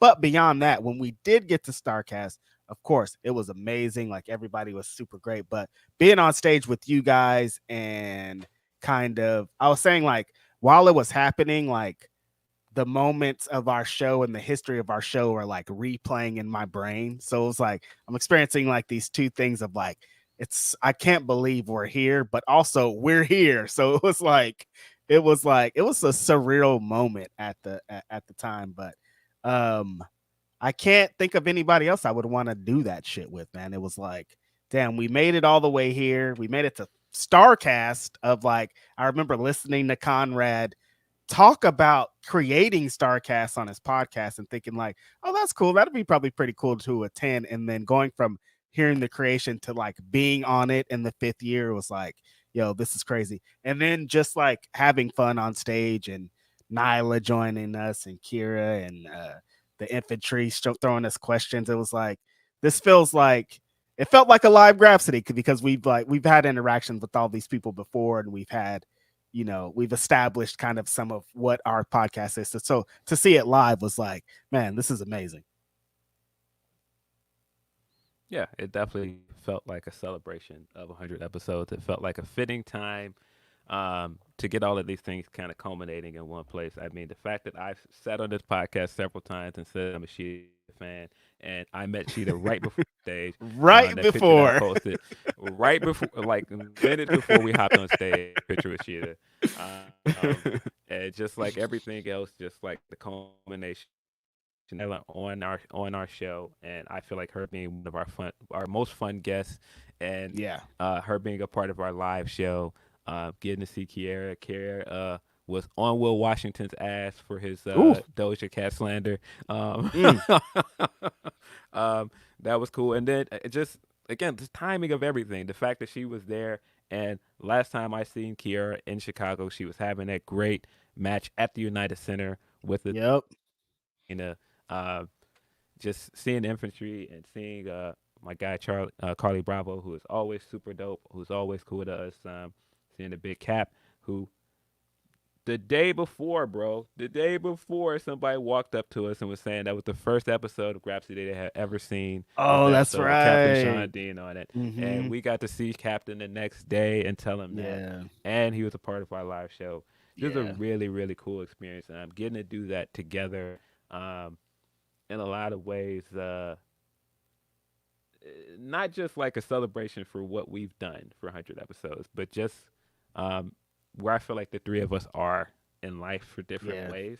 Right. Just getting to see our friend run around with all the AEW stuff that he's linked to now.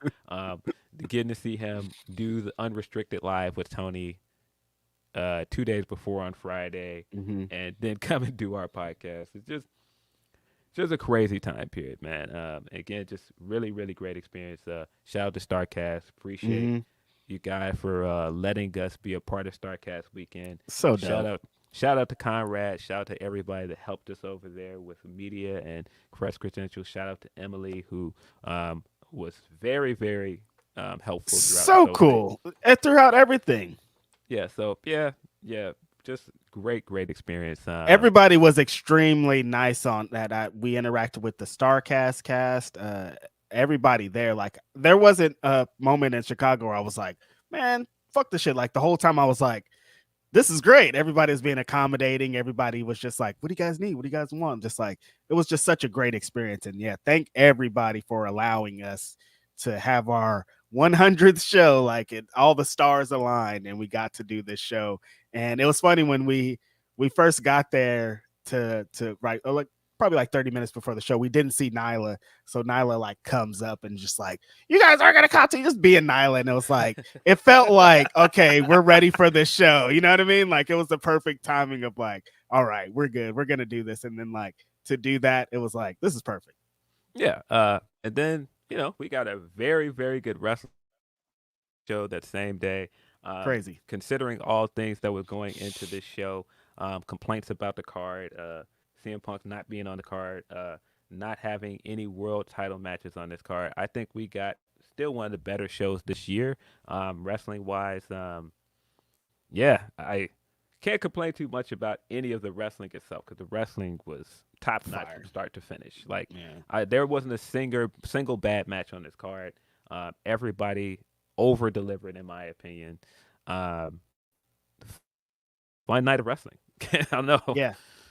I have to give it up, of course, to my big homie. I think that was my favorite moment of the whole weekend was seeing my big homie have this moment of a super duper insanely hot Chicago crowd. Again, I have to give it up to Chicago for from the second we got in there to the second we left the arena, they were hot. And that's rare, Phil. Like I go to a lot of wrestling shows where by the middle, by 2/3 in, people are done. Like we've been cheering for 4 hours already. I can't cheer anymore. Chicago, no, they don't play that. They were cheering from the beginning all the way until Moxley held the belt high at the end of the show. That shit was crazy. But what they did between the big homie Powerhouse Hobbs and Miro and these damn meat chants and we want meat and just people going crazy. And then Miro and the big homie having a really fun match, different than all the other matches presented. Just big meaty man slapping meat, beating each other's ass. You could feel a big moment. I mean, they got t-shirts coming out of this, like everything that was supposed to happen in that match, I think over, like you said, just over exceeded and they knocked it all the way out of the park. I was just watching that like, man, this is like everything I've wanted for the big homie. And hopefully off the backs of this, something really dope happens. And I think it might. Yeah, I hope so. Look, I've said many times, Chicago is the mecca of pro wrestling. Chicago is a wrestling town, and I don't care. I seen people say that they were going to try and hijack this show. No, I think as long as the crowd is entertained, they're not going to do that. And Chicago fans are here for the wrestling, man. Yeah, this is a big punk town, but we're here for the wrestling, bro. And wrestling delivered, man. So, seeing the fans do all of those meat chants and just like it felt kind of like that same atmosphere for Swerve in Our Glory versus the Acclaim last year, where the crowd made the match that much better. Because this was a good match. I feel like Miro and Hobbs worked very hard, but I feel like the crowd made it that much better. Right. And they did a lot to play off of the crowd as well. The meat chants were just certain things like revving up the comeback spots with that meat chant as well. So many variations of the meat chant as well. Just the meat chants is just wild. The meat chants. What a crazy, crazy live experience. But man, it was one of the most fun matches of the night because of that. And I agree with you, man. Very happy for Hobbs because I feel like he's needed like a signature match for a long time. He didn't win this match, but I feel like he came out of it looking really, really good. I wouldn't be mad if they run this back and he did get a rematch. I don't think they're going to.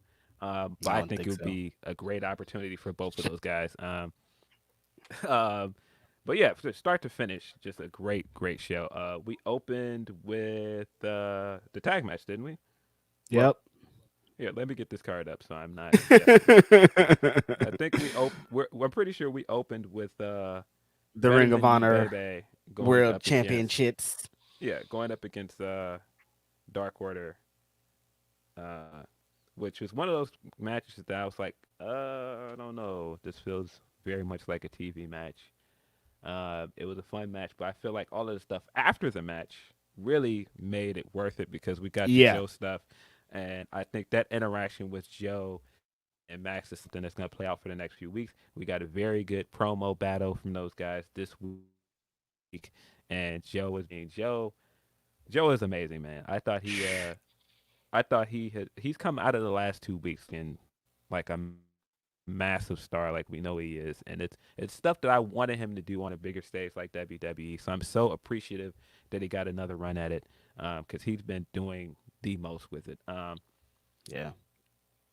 Yeah, let's talk about that for a little bit though, man, because this is the Samoa Joe I always knew he could be. Like I've known for a I've known since 2003 that Samoa Joe's a bad motherfucker. Like the first time, I think the first match I ever saw of him was Samoa Joe and Low Key from Glory by Honor, maybe really early Ring of Honor show, and they destroyed each other. And I was like, and then like I was hearing about him constantly online, but just seeing his ROH title run, and then seeing the stuff he did in TNA, one of the greatest triple threat matches of all time. We all knew kind of what he was, and then he got to WWE, and it was like injuries and all these things kept kind of being a roadblock for him, like really getting into who he was. He had some great promos. People, I'm tired of you posting the damn Brock Lesnar pre-promo. I'm over it, but he was cooking, but he didn't really get into exactly what he was. I think the promo this week, Phil, of Max thinking he's going to get over on Joe, but Joe is a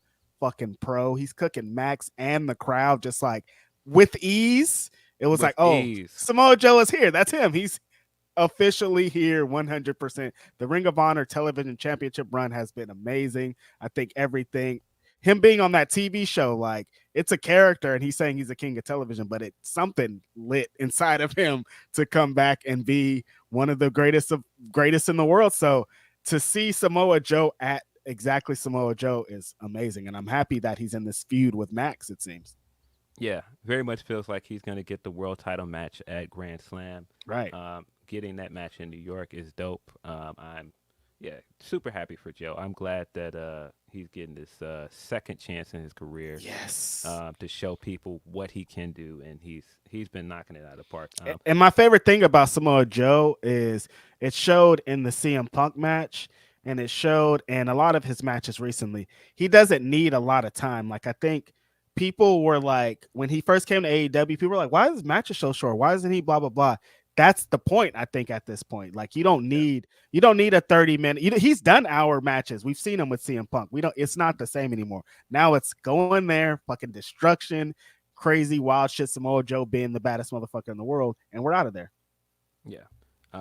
We didn't get too much into the 0 hour. There were some good matches on the 0 hour as well. Hangman versus Brian Cage, which seems like we'll be getting again. We got a 6-woman match with Sheeta, Willow Nightingale, Sky Blue versus Athena, Mercedes Martinez, and Diamante.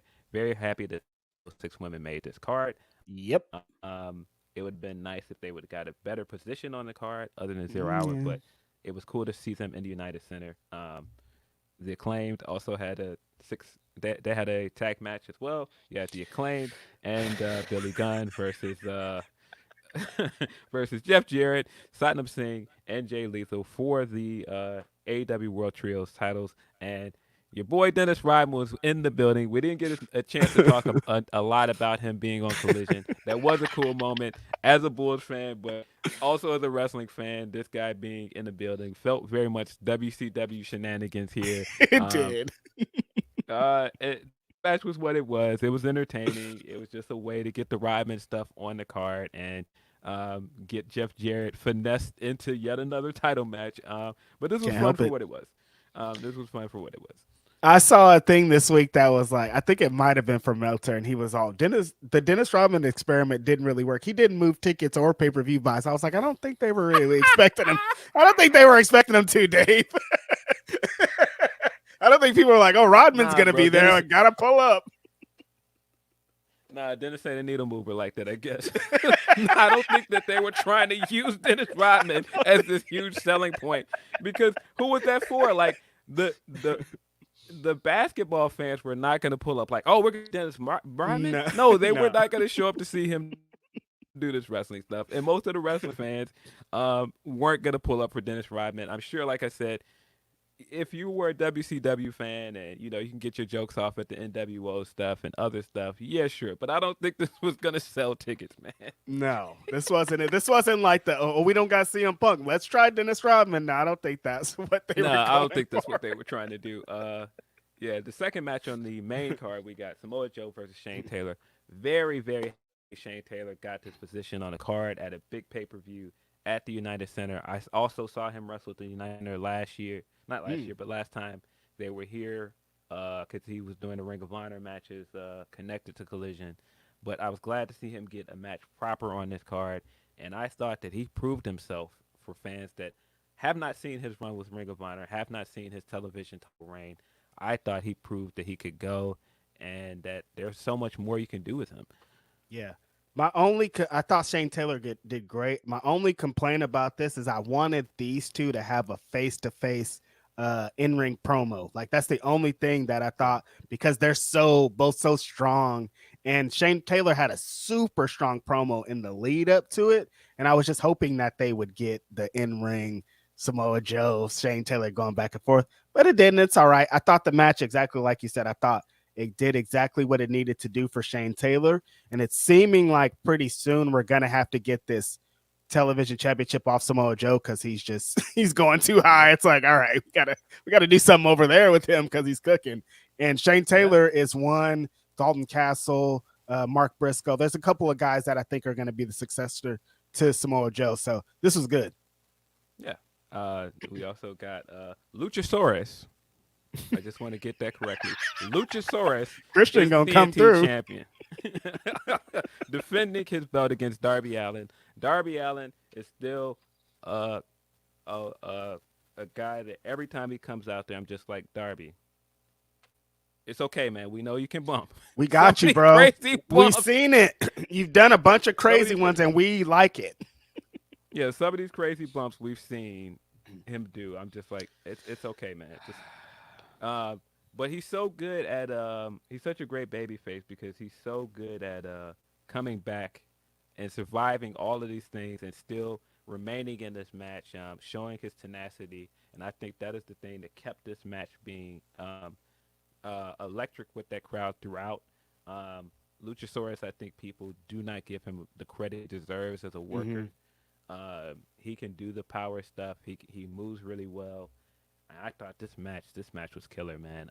Again, Darby don't have bad matches, man. So, and we've said it many times on this podcast, Phil. How over is Darby Allin? That guy, it's super crazy. over, bro. Super over. When he comes out, it's like, yo. During this Christian's media scrum stuff was also very funny.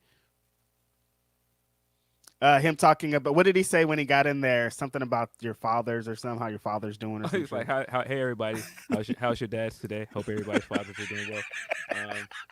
Yeah, it's a goddamn menace. He was very, very funny in the press scrum, and he's been entertaining as a part of this act as well. I'm not gonna acknowledge you as TNT champion. Luchasaurus is TNT champion. Christian Cage. Yes. But all of this stuff is very funny. Every time he slips up and says, I am champion, and he has to go back and say, we're, it's like, it's not even we, it's him, the champion. Do you think, before we get off of Christian, that his brother is going to be here anytime in the next 3 months? I don't know. It sure seems like Edge could go there and have a tag run at some point. I don't know. Still questions are in there. He will be a free agent at the end of this month, according to him. That's not according to Observer or anybody else. He says his contract is up at the end of September, so we'll see. Tony, I can't see Tony Khan not offering him a bag. Yeah, I agree, especially with what's going on. Yeah, I don't know. See, Statlander versus Ruby Soho was also very good. The next match on the card was the Haas match, but we went into one. I thought Statlander and Ruby came out here and did very, very well. Can you guys hear me? It's good, going a little low, but I think yes, it feels like maybe some got unplugged or something. I don't know. What an annoying day. I don't know, Catch a break, man. man. Everything is still Same thing. connected.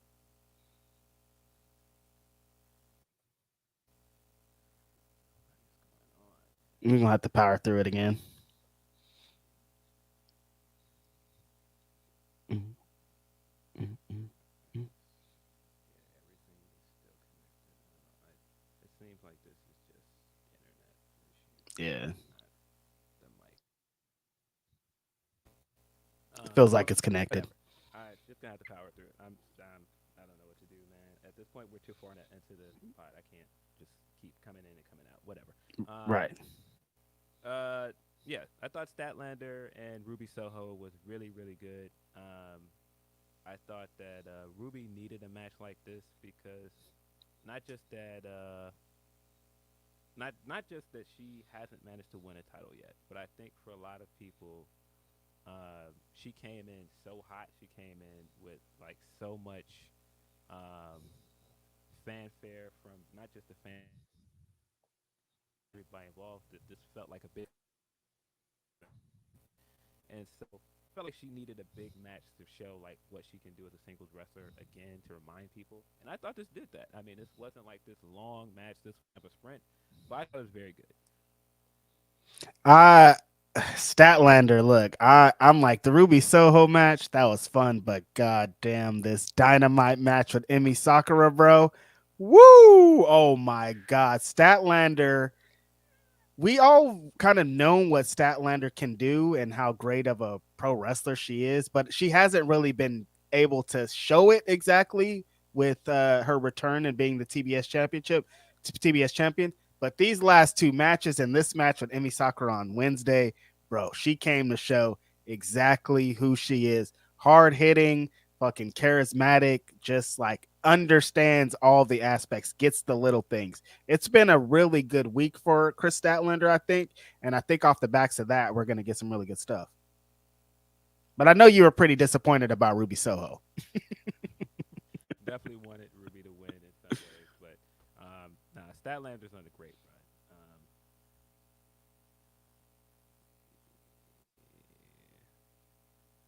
Trying to now people saying they can't hear me at all. Oh, damn it. I don't know. Can you guys hear me? I can hear you, but I don't know what the people are saying. I think it's got to be internet because, like I said, everything is still connected. I've literally not touched anything. I haven't changed anything. Um, uh, Do you want to back out or you want to just keep going? yeah, I'm gonna have to back. All right. Just go for it. Just go for it. Hey everybody, it's me. It's Righteous Reg. Yeah, I'm gonna just talk a little bit more about that match. Actually, I'm gonna talk about the kind of what goes off the backs of that because they announced that at Dynamite they're gonna have a 4-way elimination match with Nyla Rose is going to be in it, Britt Baker, Hikaru Shida, and Tony Storm. And the winner of that is going to face Saraya at Grand Slam. The women's division, I think, can be in a really good place coming off of what we've seen recently. I thought that was a really big moment for Saraya, but we got to move forward. We got to move to the next thing.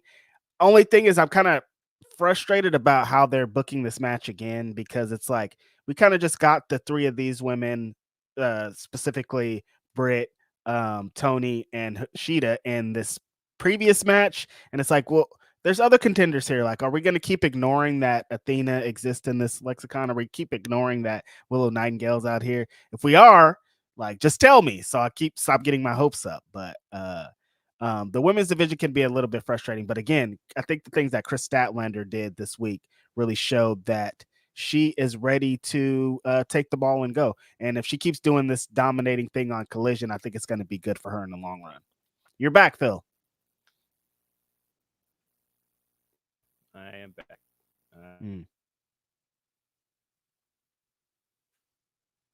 Maybe. But yeah, I thought the women's match was good. I thought that I thought that I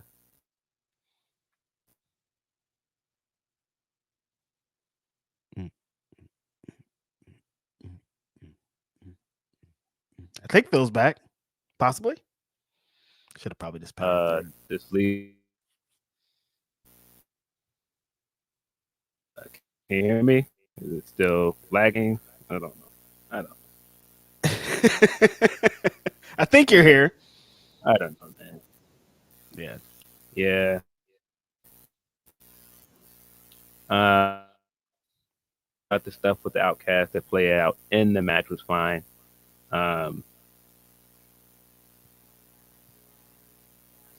But yeah, I thought the Tony Storm appearance we got was good. Tony is still the best character in the division, so it's good to see. It was good to see her show up, and it's good to see that we're going to get a payoff of the stuff from All In. Yeah, I'm excited about Tony Storm's character. That I was getting into it when you backed out about the title match or the contenders match that they have coming up, and with Storm and Nyla and Sheeta and Britt Baker, saying that I don't really know what the direction that they're going to take with that. Like, I feel like we're talking about here, Tony Storm's the hottest woman character, like by far, it feels at this moment with what she's been doing in the last couple of weeks. It's like, do you put the title back on her? We kind of just got it off of her. Also, the best kind of thing about her character is she's in distress all the time. So if she wins, like, does that take away from the character? Maybe we just like her being this angry kind of losing vixen on the way out or whatever. So and also is like, should it go back to Sheeta? I know it should not stay on Saraya. Like, we like that big moment at Wembley. I think she got it, the song and everything, but like, she can't be the AEW Women's World Champion moving forward, right? Yeah, I don't think Tony needs the belt. I think Tony is fine as a character. I just think that they got to iron out, like, they've got to iron out certain things with the division. And as I keep saying, I think consistency is more than anything. Right.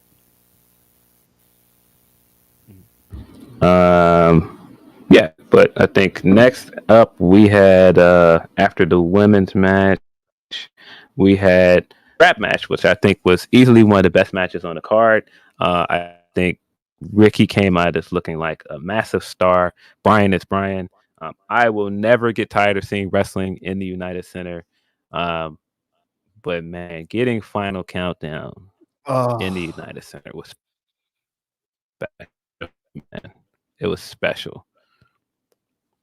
I've experienced a lot of wrestling entrances, a lot of moments, a lot of great times, but the Final Countdown in the United Center, you guys, let me tell you, this was an out-of-body experience, something else. I never really, because I loved Bryan Danielson's Ring of Honor title run. The Final Countdown, I've been wanting him to have this thing for a while. I never thought I'd be able to experience it in that setting, and man, oh my God, just all of us like collectively freaking out knowing this song and belting out the Final Countdown. Like, that's a top wrestling moment for me. Before the match even started, Phil, like, I was already in. Like, you could have did anything after that.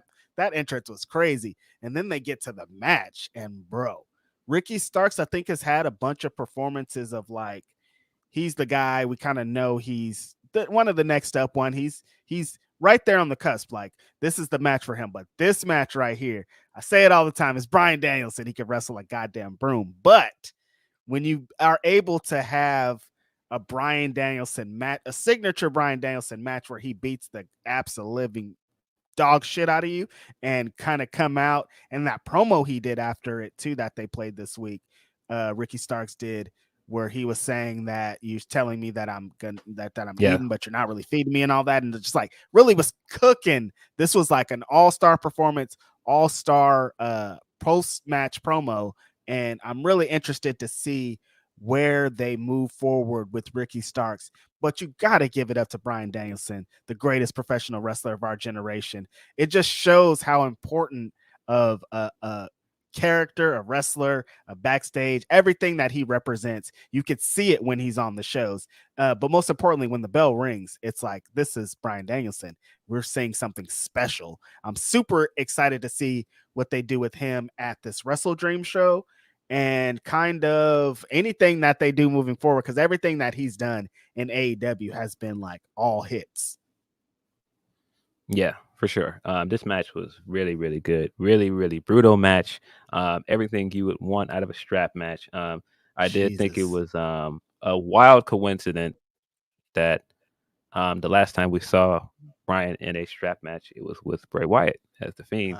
So in some ways, it was kind of like a cool nod to Bray, and I don't think it was intentional, of course, but right. Just the fact that when you really think about it, the last time he had a strap match, it was a very good strap match. It was with Bray Wyatt. And like Ricky, I think Ricky has been doing really good on Collision. I think he needed a match that, cemented this turn. And I think his heel turn has been tremendous for him. I was on the fence about the heel turn at first, but I think it was the right move. I think it has helped him out a lot. I'm very much looking forward to see what he does on Collision moving forward. I think he's going to be a big asset on Saturday nights. And, hopefully they got some big stuff planned for him. I think the fact that they ended the match the way they did tells me that they do. See, Phil, you said heel turn, but I don't know that I saw two babyface things. One, the way they ended that match, and two, that promo. This was babyface stuff, dude. Like it's like there's that fine line between your cocky babyface heel and you're actually spitting kind of facts here. And like all the fact, like he was spitting, and it's like, wait, this isn't, you're telling the truth though. Like these are real. You do deserve this moment. You have been fighting and clawing. You have been, you are where you are and you are what you are. So it's like, I don't know if the full heel thing is going to be the direction that they take, because people are pretty into Ricky Starks coming off of this. Yeah. I don't know. I do think you make a point. Good point. I'm not sure if he is like a traditional baby face Who is at the moment, but yeah, but I think everything he's done from like winning the Owen on has been really, really good for him. And speaking of somebody that benefited from your homeboy, I mean, these couple of weeks of him on Collision, getting to go toe to toe with this guy and having feuds and matches with them, also upped his stock pretty high too, I think. Yeah, and I think if the thing we're supposed to take away from Bryan getting this match and replacing on the card and seemingly replacing him as like a de facto creative influence over there, I think that's a good sign for Collision. Because I mean, if you're going to get anybody over there to help on Collision, that's a massive star. That's Bryan makes a lot of sense. So that is good news for Collision. I hope that the show continues to be good. I hope that it keeps the same kind of tone and pacing. We got, it's crazy to think of this as a cool down match, but we got it basically was a cool match in between this and the Kenny match. But we got Blackpool Combat Club, Claudio Castagnoli, Willie Yuta versus Eddie Kingston and Katsuyori Shibata. Will not get tired of seeing Katsuyori Shibata wrestle in person. I've seen him wrestle in person 3 times this year, which sounds insane to me. I would have never guessed that at the beginning of this year. If he would have told me going to Forbidden Door last year, not just getting the surprise that Shibata was there and hearing his theme music in United Center for the first time, that I'd be sitting there like a year later watching him wrestle. It's crazy. I would have gotten that completely wrong. And he was in a cool down match. Yeah. It's again wild to think of this as a cool down match, but this was this is essentially a cool down match. It served its purpose. It's kind of like a palate cleanser, if you will. Yeah. This was a lot of fun. I enjoyed this match a lot. I continue to enjoy Claudio Castagnoli's heel work. I love that he's just like, no, just flat out, I am better than you, and I'm gonna get in the ring and beat you. It's some of the same stuff that I'm enjoying about Gunther in a moment, where he doesn't do anything that's really that flashy. It's just like, nah, I'm gonna beat you. 1, 2, 3. That's it. And that's how this match ended. It wasn't like anything dramatic. It was just like, no, I told you what it is. Yeah. Get that out of here. Y'all playing games. I've been saying for weeks that Eddie Kingston does not have anything on me, and I'm gonna beat his ass and show him. This is also an Eddie Kingston being like, I don't care about nothing in the world but fucking this nigga up at all points of the day.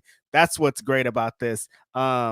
Just seeing all these four kind of interacting, Yuta continuing to build the stock, I think is great. This was we're saying a cool down match as a funny thing. It was, but like, I mean, it still was a great match.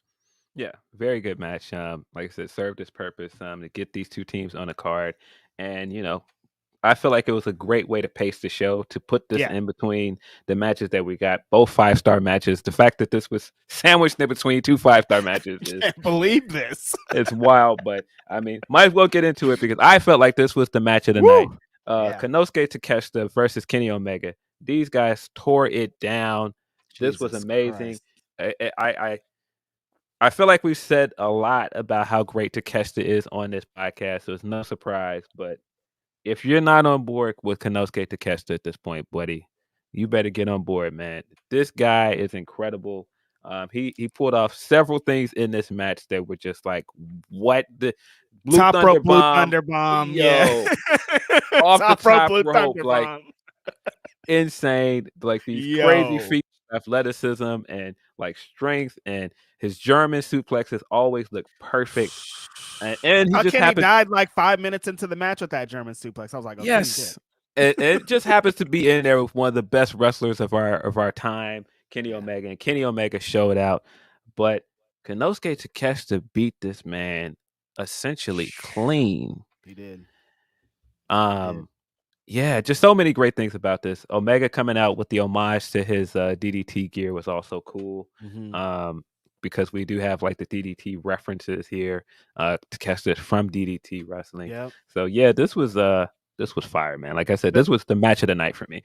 Phil, this felt like a big Japanese match. This felt like the big, like when Kenny was in New Japan doing those epic matches with Okada and Ishii, and like this felt like one of those. This felt like Japanese Kenny, and the way that they paced the match, the way that they were striking, the way that all of it combined.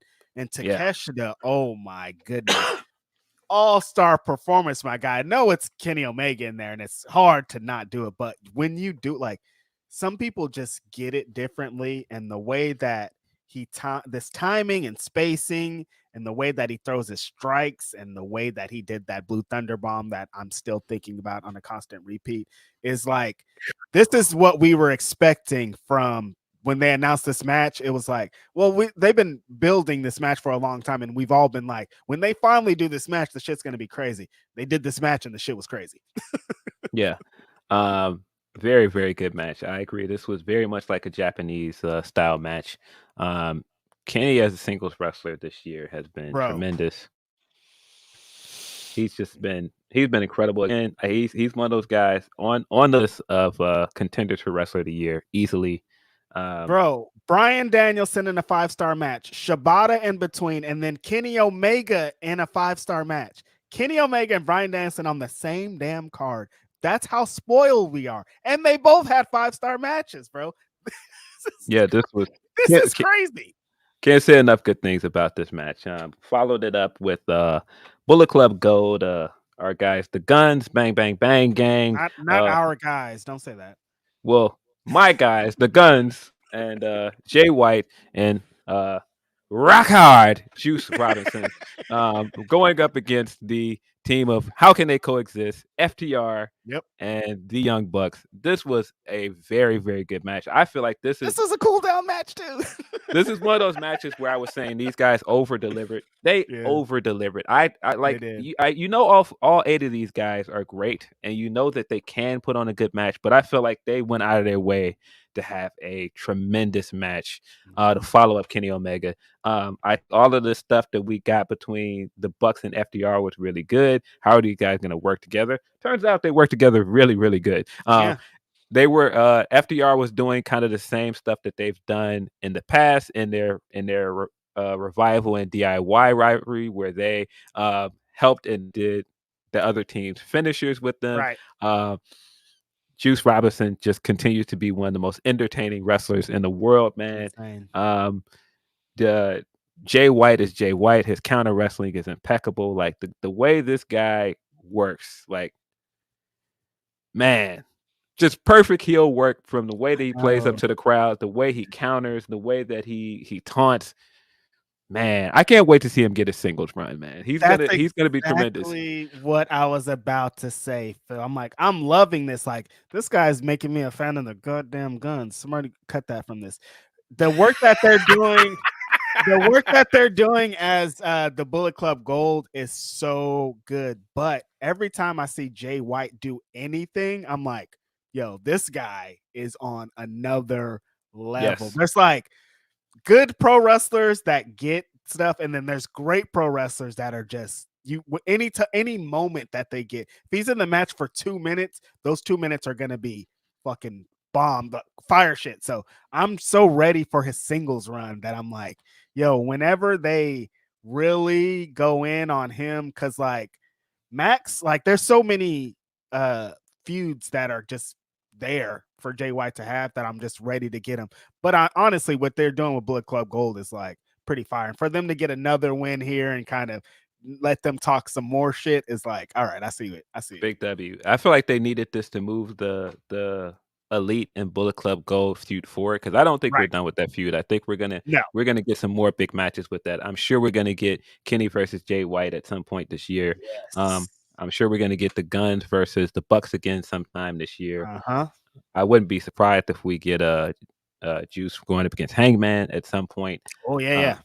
But yeah, this was a very, very good match, and it left me very excited to see what all these guys are going to do moving forward. But then we ended the night with a banger, man. Again, this could have easily ended up a 5-star match as well, Yeah. because these guys killed it. Mox is the heart and soul of this company, man. Like, Yeah, he I is. know that he said that in a promo with our guy that's no longer there, and he shot back at him with a great comeback. But he's the heart and soul of this company. Every time you've asked this man to step up and step into a main event spot, he has delivered. And it made so much sense for him to be going up against a guy that I feel like has carried this company in a lot of ways on television as the best champion in the company, in Orange Facts. Cassidy. And that promo he cut this week where he's saying, look, man, I know you've carried this company in your back, Mox, and I respect you for that, but I want to relieve your weight, and I am going to carry this company into the future. I'm saying it right now. Orange Cassidy will be AEW World Champion one day. I don't know Facts. when, but he Facts. will. He's just Facts. too good. He's just too over with the fans. He's one of the greatest workers on the roster. It's gonna happen. And I thought all the storytelling they did in this match was really, really good. The fact that he couldn't rely on his orange punch, that's been the Mhm. story for weeks. And the fact that Mox brought all the violence and everything you'd expect. And Orange Orange hit Cassidy, the orange punch in the spear like Roman. I loved it. yes, yes.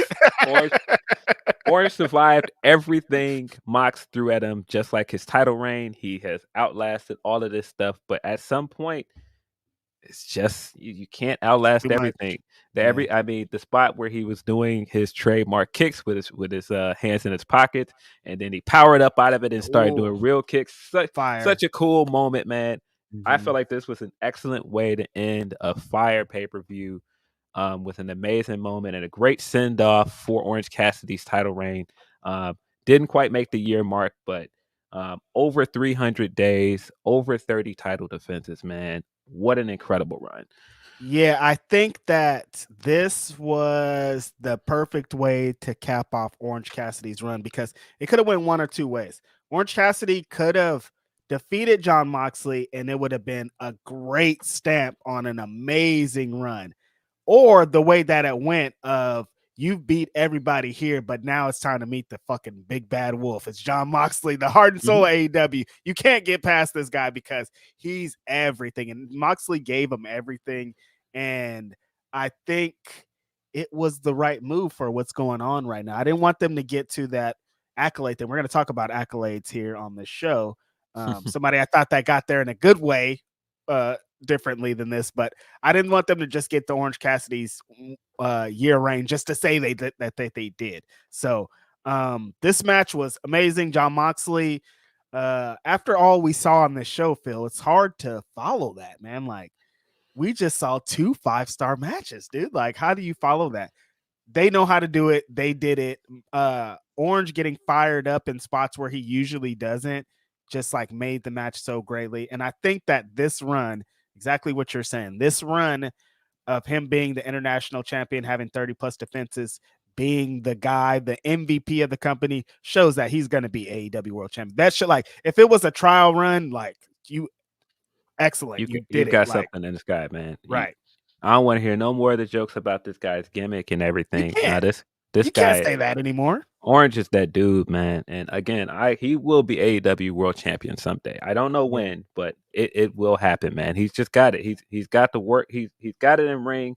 He's got the character work. He's shown over the last few weeks that he can cut great promos. Yes. You constantly see kids cosplaying as this guy. Yes. That's the kind of guy that you want representing this company. It's gonna happen at some point. But yeah, really, really good show. I've seen the discourse. We've seen our friend on Unrestricted say that he feels like this is the best All Out ever, and that this was better than All In last week. I don't know if I necessarily agree with that. And it almost feels like he is in spirit on this episode, because we'd have these conversations all the time where I'm like, bro, you're just such a prisoner of the moment. You can't let the moment pass and let these things, grow into classics. No, man. You our wanna call friend it a is classic. me, like, right, the show, ding, ding, ding. That's the show where he's like, that's the best show we ever put on. And I get it. I understand. Like, Yeah, you can move like that. he's definitely was excited in the moment. I understand why. For me, All Out 2021 is still my favorite All Out. I don't know if I can say I personally think that's the best All Out. But again, we got to give these things a little bit of time to age. Personally, for me, I think it's All Out 2021. But it's subjective, of course. Yeah, I feel like it doesn't matter. We don't even have to say what's the best and what's the worst, but I understand that everybody has to do that. Like, yo, I just saw a really great wrestling show. That's where I'm landing with it. Like, I'm not gonna compare it to anything. One, because I wasn't at any of those All Outs. This is my first All Out. So I'm just like, yo, this is a great was show. your first All Out. I didn't even think about that. First one.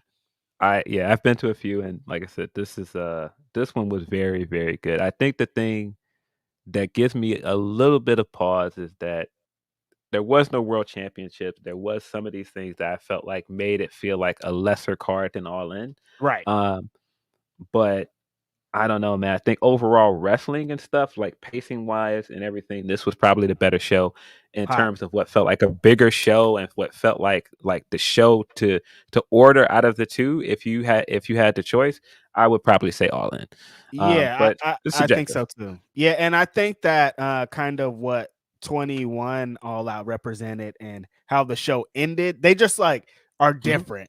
This was just like, we're gonna have great wrestling, and they had great. This is the All Out show this week or last week was just like exactly what AEW does all the time. Like we said, you coming into the show, we're like, what is this card? What is this? I'm not gonna order this ball. All these people saying all these things, and then they do the show and they execute. We get 2 5-star matches. Like the second half of this show was top notch, and it's like that's what's always gonna happen. I feel like in AEW. I don't know if we're gonna. I feel like I'm like, let's just not stress out about matches and stuff building in a pay-per-views, but we have to though. We have to still want stories to build. We have to still want things to progress a different way. I don't know if Tony Khan's gonna listen to any of y'all, but we still have to put it out there. Yeah, I mean, he spoke a little bit about discourse around pay-per-view builds and the media scrum. I didn't totally agree with. I don't remember all of it verbatim, but he was just like, some of it is overblown because that's just not how wrestling in this era works. And I understood what he meant. Some of it I didn't agree with, but I also agree that some of this stuff gets very much overblown.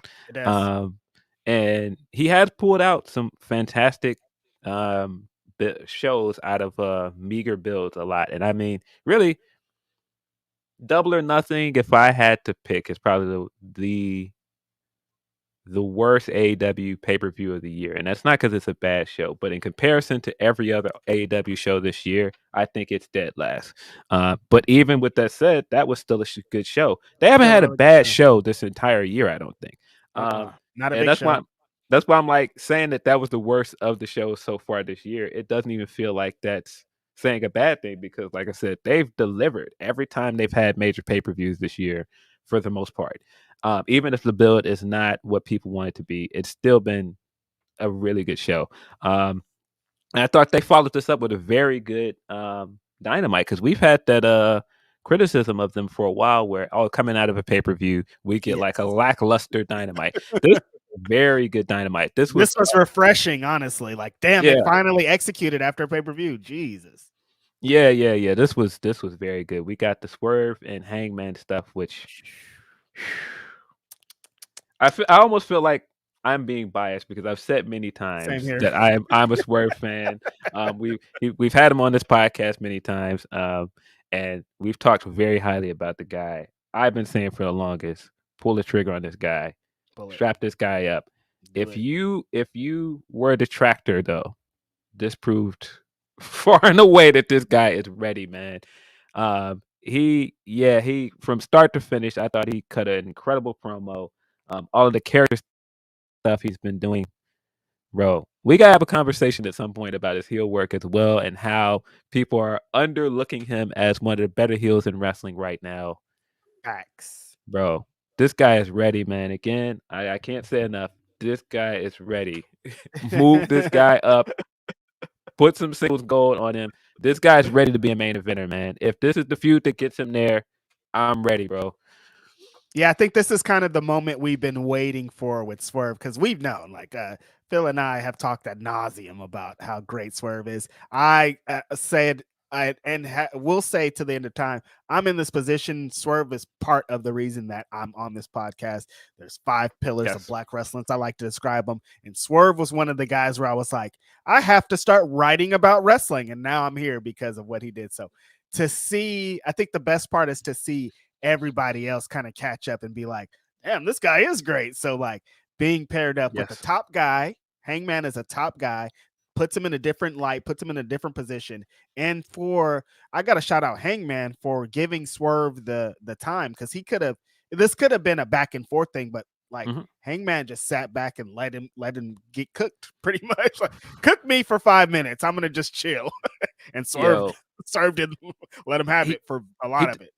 He did so much in his promo. He not only got his character stuff over, he not only showed people by far that this guy can cut good promos. Because I feel like a lot of black wrestlers get put in this same box, and it's always people like, but can they cut a promo? Yeah, I feel like this was him emphatically saying shut up in a lot of ways. He even dissed the Chicago youth out there, Phil. Threw a shot at your people. He did. I was like, I feel you. It's just like, hold on a minute. Hold on. But he kind of ethered this man. Like he took everything that has been said about this guy online, everything that has been said since he lost the AEW world title, and he brought all of these things back to the light. He got to all of it. He was like, yo, you doing charity, man? That's what you doing? If you're not ashamed, I'm ashamed for you. Word.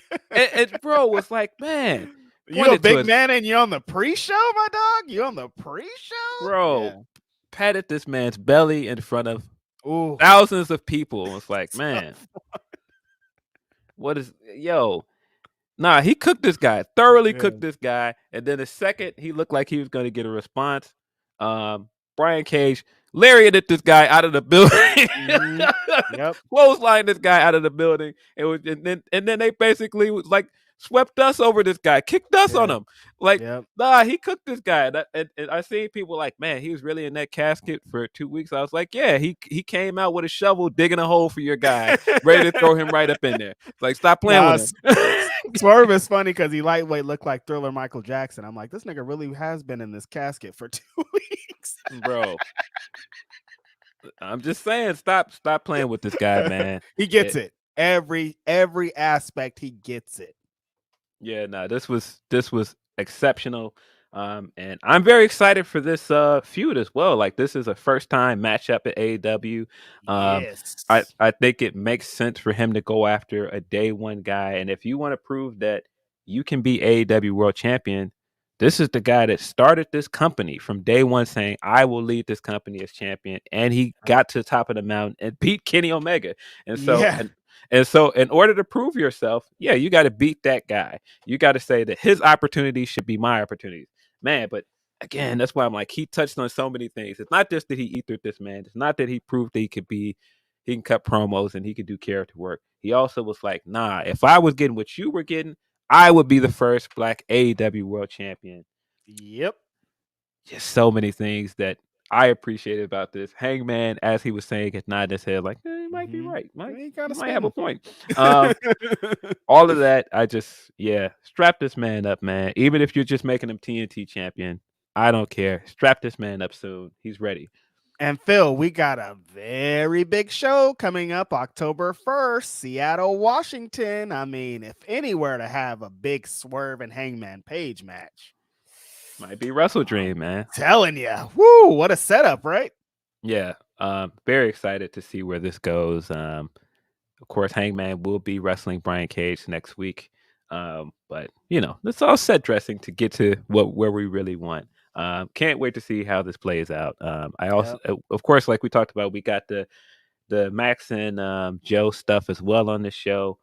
This was a very promo heavy episode of Dynamite, but all of the promos hit, man. Everybody was cooking. Yeah, I thought Tony, again, as we talked about, is doing tremendous character work. There's no way this is not going to end up a shirt and a big catchphrase moving forward. Salutes to Tony Storm and everything she's doing, man. Can't wait to see the backlash of when the tits out is on a t-shirt. I'm sure that'll go over well. Yeah, but that's gonna. So people that are looking to turn that into a thing are gonna turn it into a thing. But definitely, Tony is. I'm telling you, man, she's one of the best signings that the company has made. Every time she gets the ball, she runs with it, whether that be as champion, whether that be as a character, whether that be as a third member in this faction with Ruby and Saraya. She's just been smoking everything they give her to do, man. It's hard for me to not feel like, man, you might have to put a belt on her again, but I'm saying. Not yet. I feel like eventually you're going to get there. I would not be surprised if she is the first 3-time AEW Women's Champion. Because she deserves it, man. She's just been really, really good. And you can make an argument that she hasn't had like that legitimate title run yet. I think like coming back and winning it from Jamie Hayter was a good moment, but just with the circumstances around it, I don't think that she got the flowers she deserved the first time either.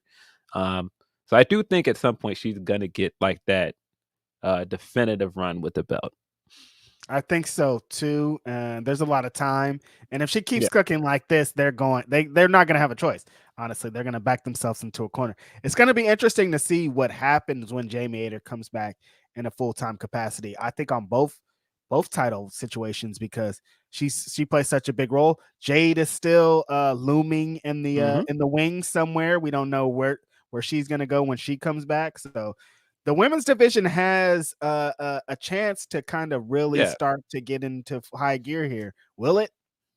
I don't know. Yeah, there are positives here. I thought Saraya did some really, really good heel work this week, whether it be outside of the ring, at All Out, and some of the stuff that she's done on television, but also the Emmy tweet that people were going nuts over.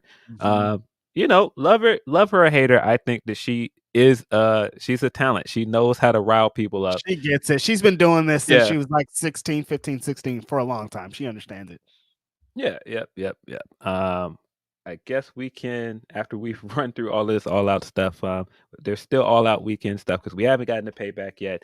But guess we can jump into some super chats and humper chats. Yeah, we probably should jump into a couple of them.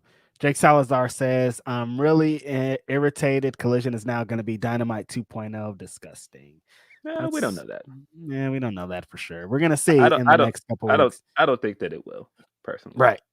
Will Chisholm says, wow, LA Knight gets a new deal and WWE is already teasing a match with Roman at some point. Oh, really? LA Knight got a deal? Oh, yeah, that's the report that he signed an extension. I believe that was reported on Fightful Select sometime this weekend. It was either yesterday or Thursday. But yeah, I Good, believe Congrats for the guy. Then that's good but for he him. deserves it, man. One of the highest merch sellers in the company. I don't see how you don't sign him to extension. Hopefully, he something happens. Ali Hadi says, "Let's talk about some positive. Swerve versus Hangman almost did the Nana dance when Swerve's theme came on." We got to meet Prince Nana for a little bit this weekend, and it was amazing. Yeah, shout out to Prince Nana, man. He's been doing a tremendous job next to Swerve as well, man. Right. Jake Salazar says, anyways, Joe versus Penta is match of the year, I fear. Don't know if I would say match of the year. I haven't seen all of it yet, but from what I've seen, it was great. And again, Joe ain't missing right now, bro. He's hitting all them shots. He has not missed. Derek Gordon says, Punk did the counterfeit Bucks Hangman promo, and they didn't respond. Punk could have easily have not responded in violence. They showed it could have been done. Yeah, I mean, I feel like it's kind of different situations, man, because I mean, clearly we got their report as well that there's some kind of legal stuff going on about between those guys of what they can and can't talk about. Yes. So I don't think like the counterfeit Bucks thing. I'm pretty certain at this point it was reported that was planned and that AEW brass knew he was going to say that. That was a work. That's different. So the Hangman thing is different. Like all those scenarios are just kind of different. Right. And there's a lot of legal shit looming that never really came to light that people also never factor in. Yeah. Nurek says, Phil, hope you're doing okay. Thank God for Bryan Danielson. AEW is so lucky to have him. Perfect professional wrestler. How violent was that strap match? I mean, we all seen Ricky's back. It was just disgusting, honestly. I think back to there was this one match in PWG. The Young Bucks talk about it in their book. It was Young Bucks against Roderick Strong and Bryan Danielson. And Bryan Danielson and Roderick Strong beat their asses. Like it was past beyond what they had agreed to, essentially. And they talk about it in the book. They were like, we were mad at Bryan Danielson for like a long time because they felt like he took advantage of them. And I was like, it's kind of feeling like this again in this Ricky match. But I don't know like how along the lines it was, you know what I mean? Because it's how you whipped me 23 times, bro. Like, and I said only whipped me 5. Like, going crazy out here. Yep. Meat Norma says, I need that TNT title to go back to the Meat Man belt. Big Bill, Hobbs, Miro, Wardlow, Willie Mack, Keith Lee, and others in a sirloin beef division. Where is Wardlow at, Phil? I don't know. You tweeted this week, like maybe I might have to come back over there and teach people some respect. So seems like he'll be back soon. I saw that tweet. It was so dumb. Sounds like he'll be back soon. I kind of agree that I would like to see like a big men's division with like the TNT belt because you've got so many guys you can do it with, and that match on last Sunday showed that there's a fan base that wants to see it. So right. It's also I was starting to think about that Josh Barnett tweet of like niggas that can fight ain't gonna solve that. Wouldn't have solved this problem. Like, if they would have had an MMA fighter that could fight, this would have changed. Nobody cares about that. Yeah, nah. Josh Barnett being like, nah, I can handle it. I don't think fights is the way to solve this. Yeah, I don't think more like, oh yeah. What if Josh Barnett just beat both of their asses? I don't think that would have. Yeah. Durag also says, y'all aren't doing the Dynamite collision at Arthur Ashe with high ticket pricing. You could have more big matches to move tickets. AEW is down selling tickets. Oh, why aren't they doing Dynamite collision at Arthur Ashe is what he said with the high ticket pricing. I don't know. That's a good question. I have seen people talking about the ticket sales for Grand Slam. I'm not sure. I've also seen people talking about how much the price is going up since they started doing Grand Slam at Arthur Ashe. It is considered a big show. I kind of wouldn't be surprised if Grand Slam ends up becoming a pay-per-view proper. I feel like doing a pay-per-view in New York just makes sense. It does.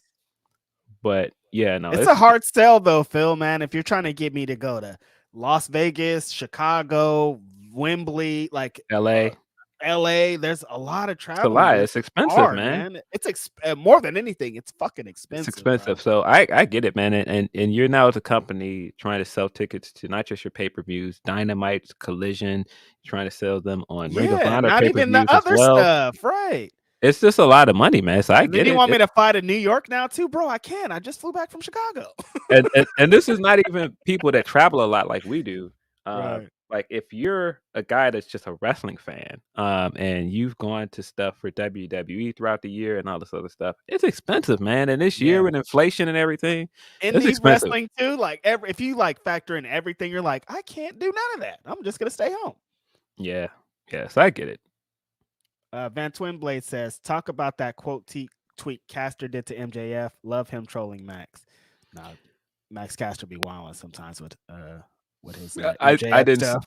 I didn't see it, but I could be off. It seems like Max is in on it because Yeah, totally. it seems like Max is in on it. So Right. I think they're both just like getting their jokes off at people. Because it's been going for so long. I feel like if he wasn't, he'd be like, yo, fucking chill. What are you doing? Yeah. Coffee Black says, shout out to the homies. Emmy went out there on Wednesday with something to prove. They did a lot with a little. Honestly, they did not have a lot of time, bro. And they went for it. Like I said, I loved it. I thought it was one of the best matches of the week.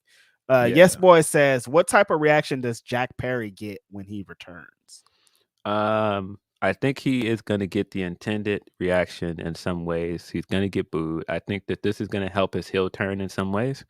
But I also think some fans are going to inevitably cheer for him because some fans hate Punk. And so either way, I think he's going to turn this into gold. There's so much that he can do with it without making it direct shots at Punk, right? Which I don't think anybody should do. Please don't. And that's not me saying that as a Punk fan. I just think that they should move on as a company. I just don't think it makes sense to keep this going or to keep drudging up the past. So I do think he can spin this and do some cool things with his suspension. Especially with how he lost the belt. Because I mean, when you look at it, in some ways, yeah, he lost the belt at All In, but he's still been consistently a part of the news cycle since then. He's still been consistently relevant since he hasn't been on TV. So this could work for him. My thing, Phil, is how long he's out. I think that's going to determine a lot of it. If it's a couple weeks, then it's going to be I think the response is going to be a lot crazier. If he's out for 6 months, I don't know anything about how long he's out. If he's out for 6 months, I feel like he'd get a baby face pop when he returned. I think it just all kind of depends on how long he's out. Yeah, we don't have any no info on how long he's out. I don't know anything. Yeah, because when Tony confirmed it, he just still said he was suspended indefinitely. And if I had to assume, I think the indefinite was just while the investigation was going on. And since the investigation has concluded, they're probably going to give him a finite date. Right. So we'll see. Who knows if we'll know about that date, but we'll see. A new rack says, will Bryan Danielson be at Grand Slam being Collision exclusive? I'm pretty sure Bryan Danielson is going to be at the Grand Slam card. Yeah. And I'm not sure if they've confirmed that he's exclusive to Collision yet, because it sounds like they're doing away with the brand split anyway. Yeah. That's what I was going to say. I think like the news kind of around the week is that they're going to forget about you don't have to when you're not going to get punked if you show up to try to eat a sandwich. Pun intended, baby. Pun intended. Let's go. Anime Otaku says Tony Storm unhinged faded starlet gimmick is hysterically funny. Remember, everyone, chin up, tits out, and watch for the shoe. Yeah. Renee being involved in that also is like helps out so much. Renee doesn't get enough flowers for the work that she does to help wrestlers get their character work over. It feels a lot like, of course, I'm not saying she's modern day Mean Gene, but it feels similar to what Mean Gene used to do. Mm-hmm. Yeah, totally. Tony, as we talk about signings, we talked about how great Tony has been and how great Swerve has been. How great has Renee been being? Yeah, because I mean, remember like 2 weeks ago, she was after like there was like a match. We're shooting to Renee, another match. We're shooting back to Renee. Like legit, after every single match, they shot back to Renee. Yeah, I mean, when you think of all the moments like in the last year or so that Renee helped to make, like the Statlander moment where she was deadlifting her while she was doing an interview, all this other stuff, the Eddie stuff when Eddie was like, "Man, you see what your husband did in there." She's just been a great addition to the company, man. Like seriously, she's been tremendous.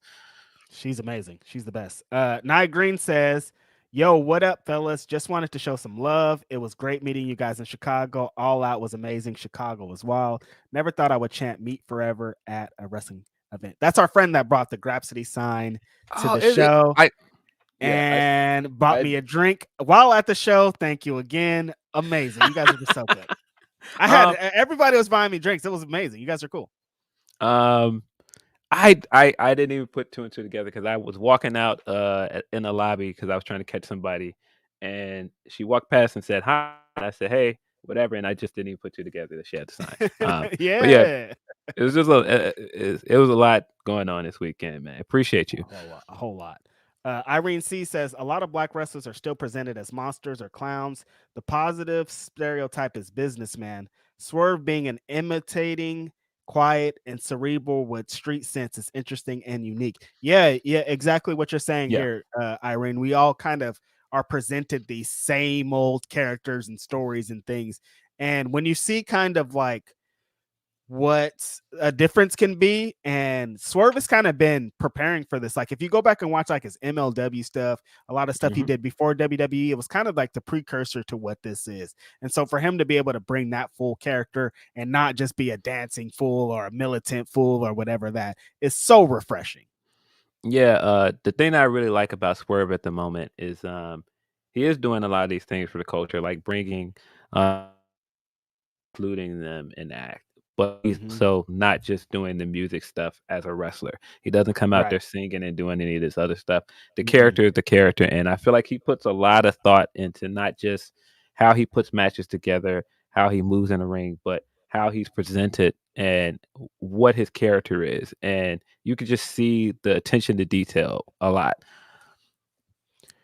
Nobody has brought this up, but I didn't watch full SmackDown, but I heard that they announced EO and Asuka.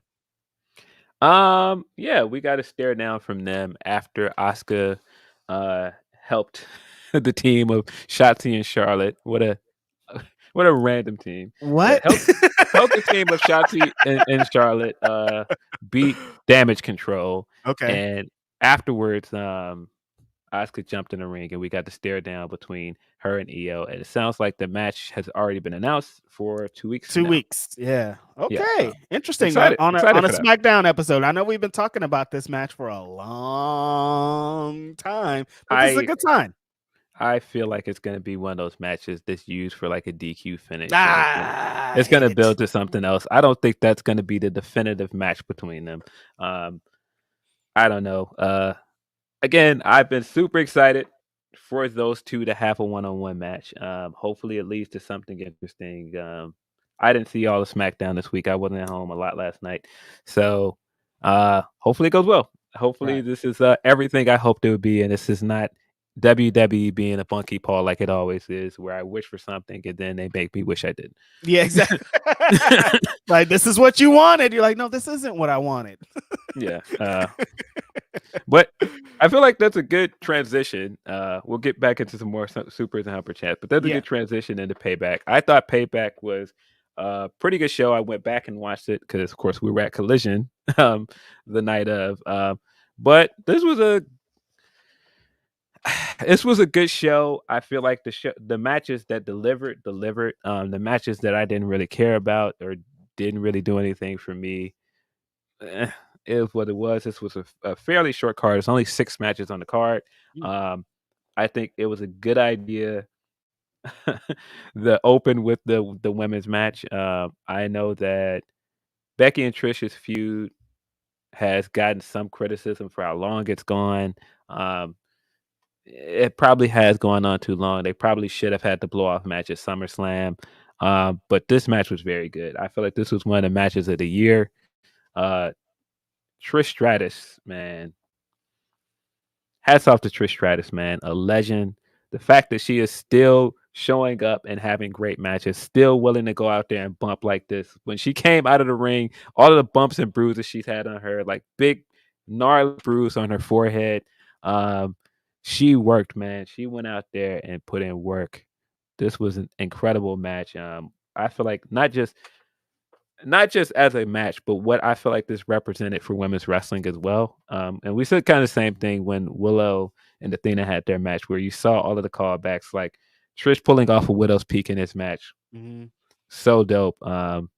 Yeah, one of the best women's matches of the year by far. Honestly, Trish Stratus is one of, if not my most intriguing story in wrestling this year, because it's so interesting to think about. Like, she had this, if you know anything about her previous career, like she started out in a group called TNA, like they were like not shying away from what this was. Like, you never, in that moment, I never thought she was going to become like this all-star Hall of Fame wrestler. And so eventually over the years, she starts cooking. She becomes this. She works really hard, starts getting these main events with Lita and stuff and doing all this, becomes a Hall of Fame talent. But then she leaves. She just goes, becomes a mom, starts having all this great career outside of WWE. And I kind of thought like, oh, that's probably it. Like she did it. But then she came back and had a few matches, and it was like, okay, this is cool. Trish is back. I didn't know that she was going to come back so hard, though. Like, this last run is like, she's like, no, I'm a real pro wrestler. I want to have real hard-hitting matches. I want to go out there and actually fight Becky Lynch. I'm not on no Divas era shit or nothing. Like, I'm trying to establish her. This feels like a big second run. I'm like, is Trish Stratus is acting like the Nas out here, like, coming back with another career, dropping a whole bunch of bombs, making y'all remember who the fuck she is. Yo, this is crazy. But this was the blow off, right? The cage match, the full blow off. Yeah, this was a blow off. I think the fact that they ended the relationship with Zoe afterwards tells me that this is it. This is the end of that feud. Okay. But man, when you think about it, Trish was in a ladder match this year, bro. Trish was in a ladder match and a steel cage match this year. Like, did like a no DQs match, wrestled into the crowd and out into the lobby. Bro, she's been working. Seriously. Again, big salute to Trish. The fact that not only is she considered the best of her generation, but also has come back and had two great matches with two of the best women's wrestlers of this generation, and Becky Lynch and Charlotte. That's a massive flex, man. And on that same, bro, we got to give it up to Becky Lynch as well, man. Becky Lynch has managed to not have a great match with Trish Stratus, but had a great match with Lita. I feel like gave Lita the final singles match she deserved, the singles match she did not get before she retired the first time. Don't really like that it was in Saudi Arabia, but you know, it is what it is. Still a very good match. Becky, is the Saudi Arabia show? Did we miss? Did it happen already? It's usually around October and November, so I think it's gonna be coming up soon. I don't know why I thought it was this weekend for some reason. No, they had the India show was this week. There's a Superstar Spectacle or something like that. Yeah, that's what I'm talking about. That happened already? Yeah, that was yesterday. Oh, okay. I was like, wow. I haven't heard anything about it. That was in India. What happened on that show? I don't know. I didn't watch it. But Saudi show should be coming up soon because it's usually in October and November. So I was totally thinking about this India show though. I was like, I'm pretty sure that they had a show going on. That's weird. Yeah, but Becky is deserving of all of the flowers she gets, man. Still, I think one of the biggest, not just one of the biggest women's wrestling stars in the company at the moment, but one of the biggest stars in the company right now. When you think about everything she's done, she's created quite a legacy, and I've been saying this for a while. I think she is going to win the Rumble next year. I think she will be the first 2-time women's Rumble winner, and I think she's going to have a big match with Rhea probably at WrestleMania. Sure seems like that's the direction. If it's not, I'd be really surprised. But man, they tore it down. This was a great way to open the show. Match of the year contender. And we got LA Knight versus The Miz. And I think this feud has been very good. I think the promo stuff has been great. This match wasn't really my cup of tea.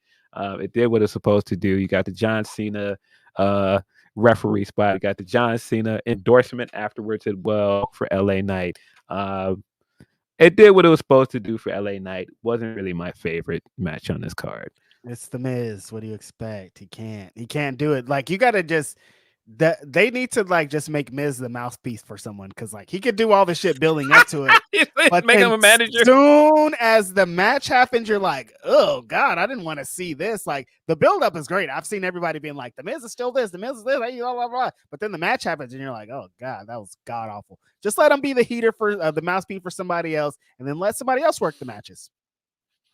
Yeah. Did you see this Miz and Invisible Cena thing from Raw this week? I did. I saw the clips of it and I was just like, okay. I mean, the production for it was cool. The fact that the cameraman was in it and everything. But I did, boy, this is going to sound hilarious, but I did agree with Ryan Satin. And Ryan Satin tweeted, hey, man, but you guys hate when they do this invisible wrestler stick on indie shows. You think that's goofy. You think that's goofy and carny, but when WWE does it, you think it's genius. And I was like, no, he's right. GCW did it. GCW did it, and they got GCW all the way out of here. I saw Joey Janela tweeted. He tweeted like a GIF of the Miz saying he got a pop for a wrestler for being in the Visible Man because like Joey Janela did this and they got him all the way out of here. Yeah, that's why I was like, I want to know the response of how WWE fans felt because when GCW did this, it wasn't a good response. It was not a good response, but I saw a lot of people saying this was brilliant and the way they handled it was really good. And like I said again, the production and everything, the inside joke about it is funny and it's all well and good. But I did agree with Ryan said, which I'm sure is something that might get clipped from this as well. Oh man, but yeah, we also got the Grayson Waller experience on this show, which felt like just a way to get Cody on the pay-per-view. The real future of this business, boy. Watch your back, LA Knight. It's all about Grayson Waller. Yeah, yeah, it felt like a way to just get Cody on the show. And why wasn't Cody on the show originally? He's not wrestling. You don't have a filler feud for him until they finally get to the Smack. They teased the SmackDown thing during this, and he was saying, I'm going to SmackDown. I'm finally going to address this. And what he was really addressing was Jey Uso. And it was to promote Jey Uso is moving to Raw. He's got his own theme song. It's just him saying, it's just me, Uso. Day one, it's just me, Uso. Which sounds like parody when you first hear it. Like, this is real? Like... I haven't heard this, but it sounds. You haven't seen it? It's hilarious. It sounds so. It's just me, Oos. It's just me, Oos. It's so fucking funny. It's just me, Oos. Oh yeah. It was good to see Jay, but I don't know where we're going with this bloodline stuff, and I'm not really that enthused. I think we've got to get back to doing something meaningful with Cody, but it's very clear that they're dragging this out until we get to WrestleMania. What the hell are they doing? He's the hottest baby face in the damn company. Yeah. Why? You can have him feuding with anybody, not Dominic Mysterio, but like, yo, you could be elevating another person too, having him in a feud with Cody. Like, we can't just have him being in a fucking stalemate until you figure it out. Yeah. Oof. But it's me, Oos. It's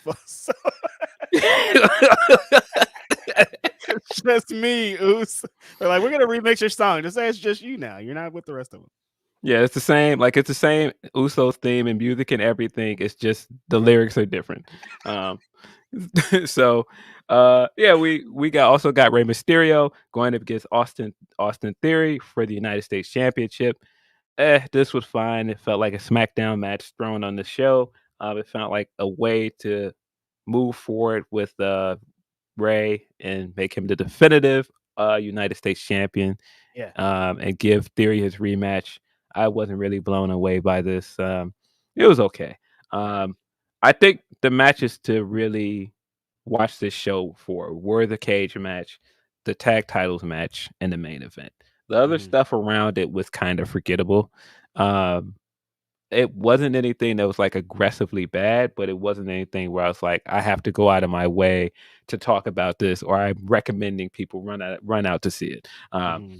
So speaking of that, the Judgment Day versus Kevin Owens and Sami Zayn was very good. Lots of plunder. We got like the nods to Pittsburgh with the terrible towel stuff, some hockey references. Kevin Owens bled on this show. I'm sure it was unintentional. I'm sure they did not tell him to go out there and get color because I'm sure otherwise Cody Rhodes was back there like jumping for joy, like, man, it's my time. Can't wait for my next match. Can't wait. But these guys all worked very, very hard, man. This was great. We got some great spots. Kevin Owens is amazing, man. The swanton he did in this match through the table looked insane. Oh my God, are you okay? Jesus. Yeah, he did several things in this match where Kevin Owens I really want Kevin Owens to get a run at the world title, with a world title eventually, man. He's so good.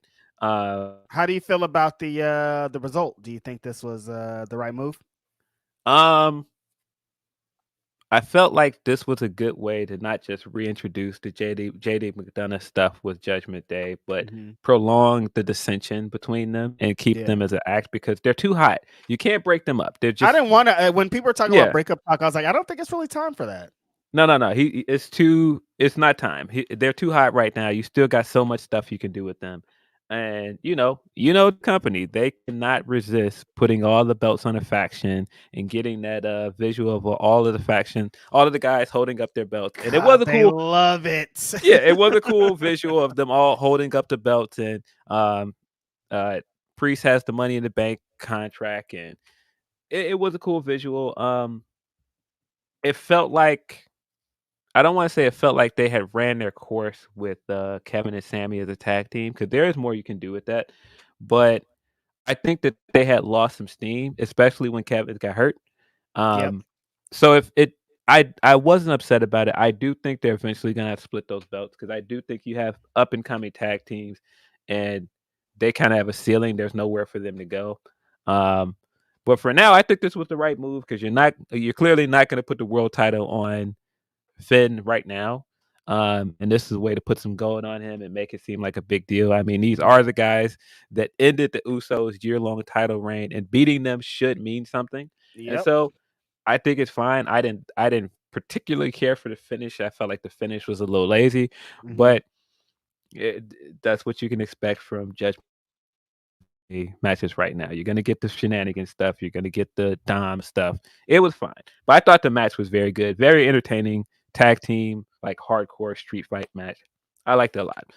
Speaking of WWE Tag Team Championships, how about the old jinxed women's tag team belts over there that can't seem to catch a damn break?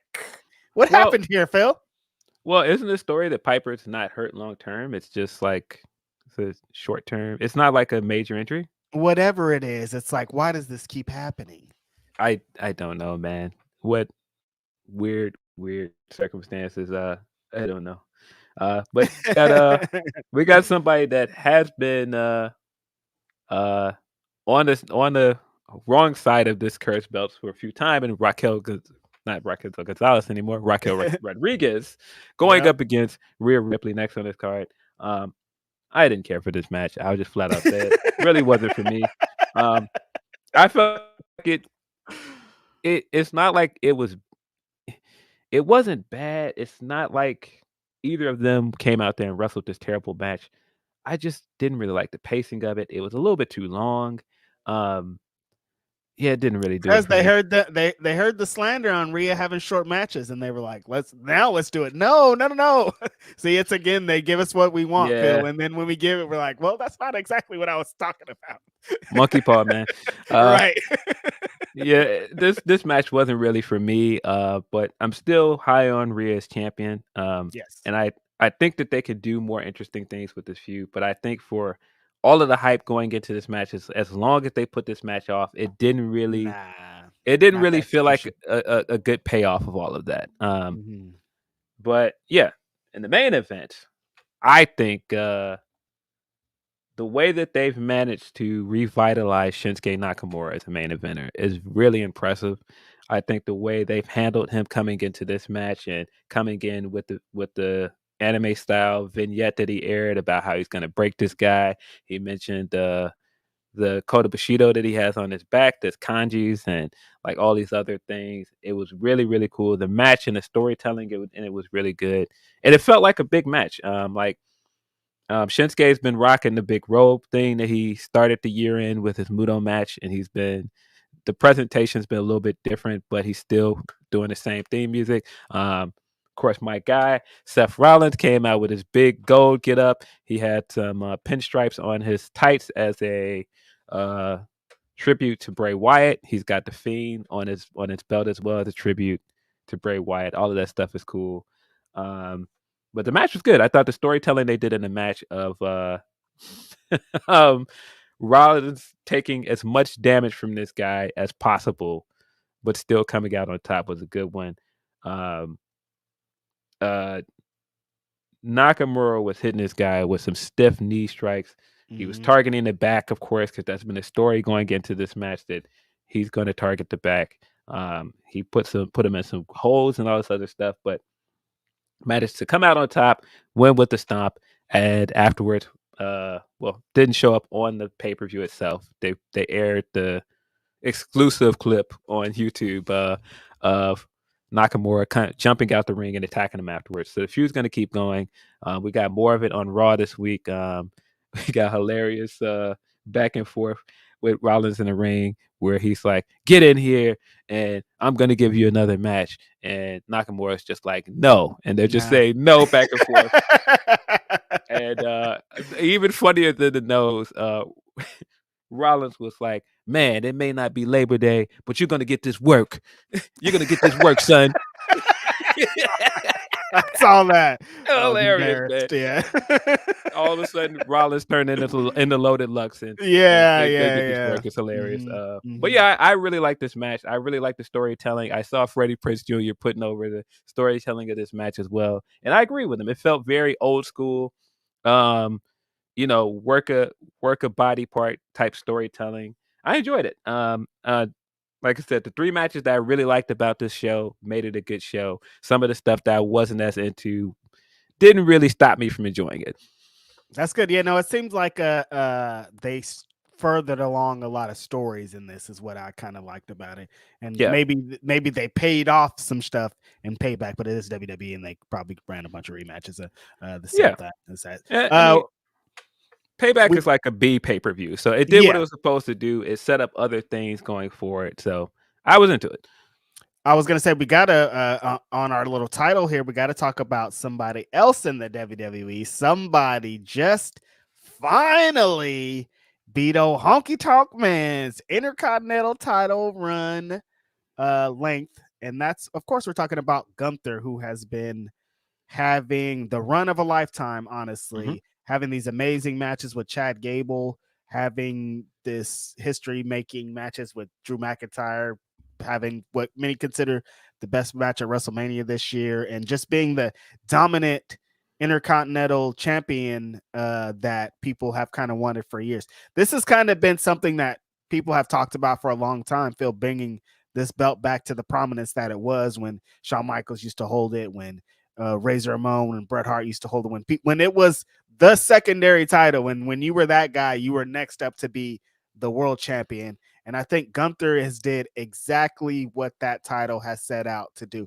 On top of that, kind of the things that you mentioned before, I'm like, he doesn't do flashy shit. His 2 big spots are a chop and a power bomb. Like, that's what he's got. His matches are driven by just like the basics, but taking up to, the 100th level.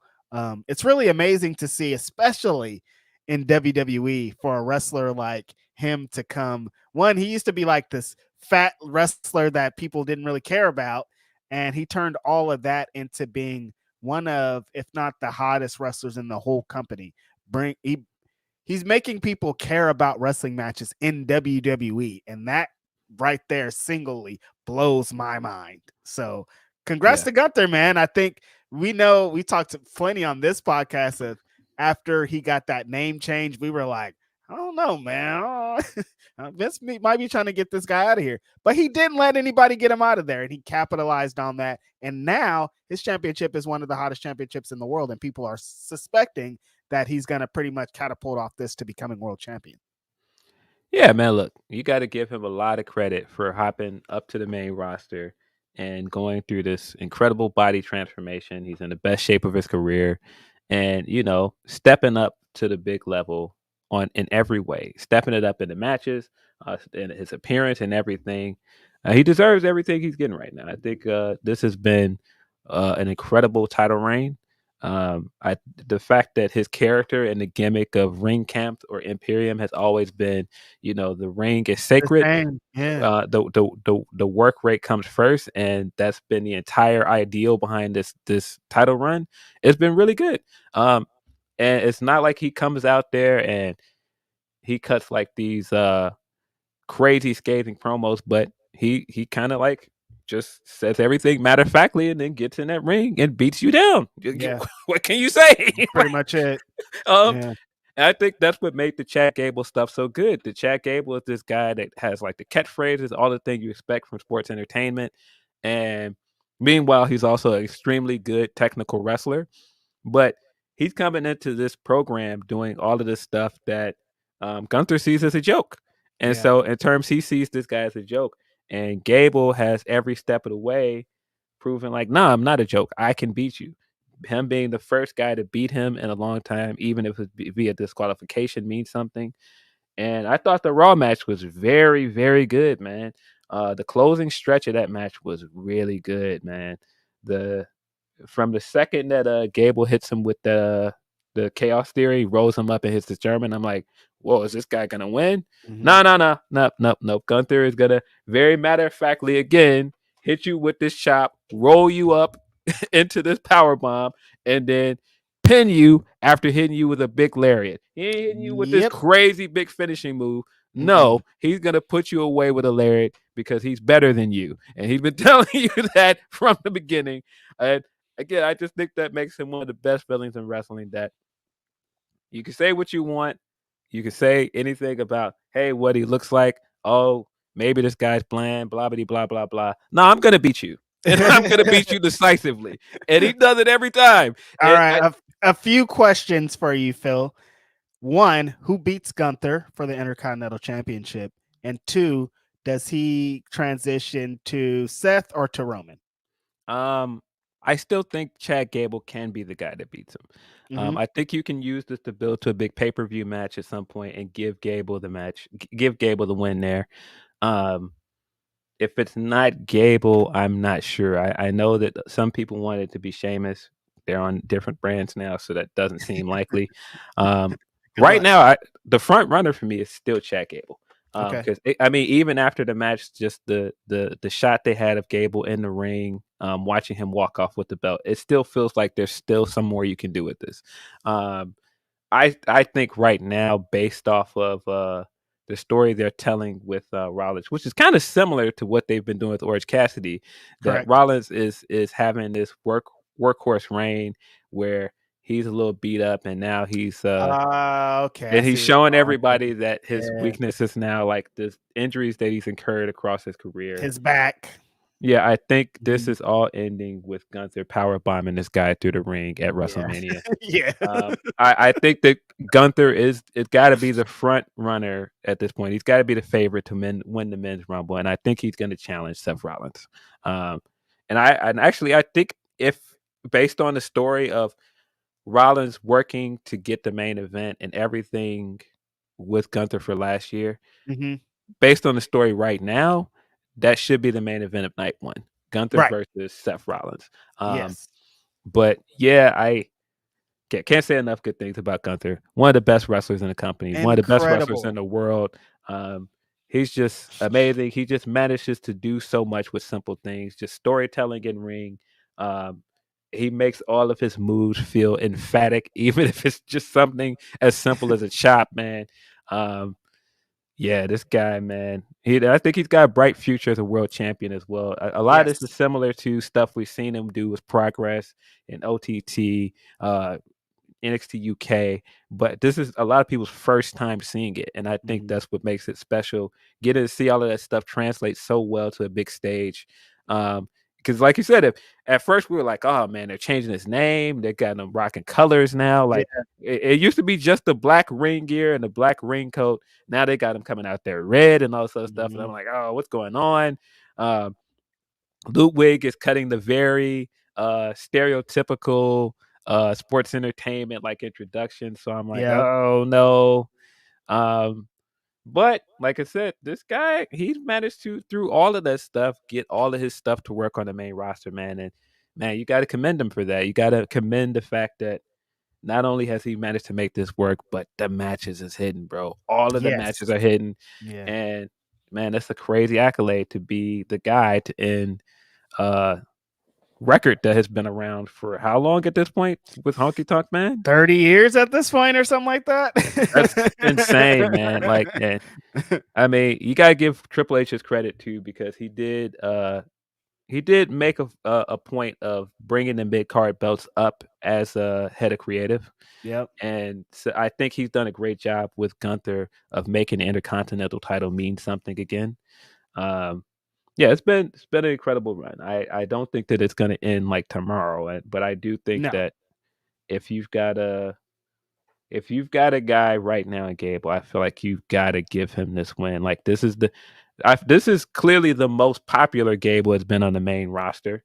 I don't think you're going to get another chance like this. So I think he should be the guy that beats him. Good for him if he does, because I think he's kind of been in a position to get something like this for a long time. We talked a long time about how great of a pro wrestler Chad Gable is. So him finally get to show off that.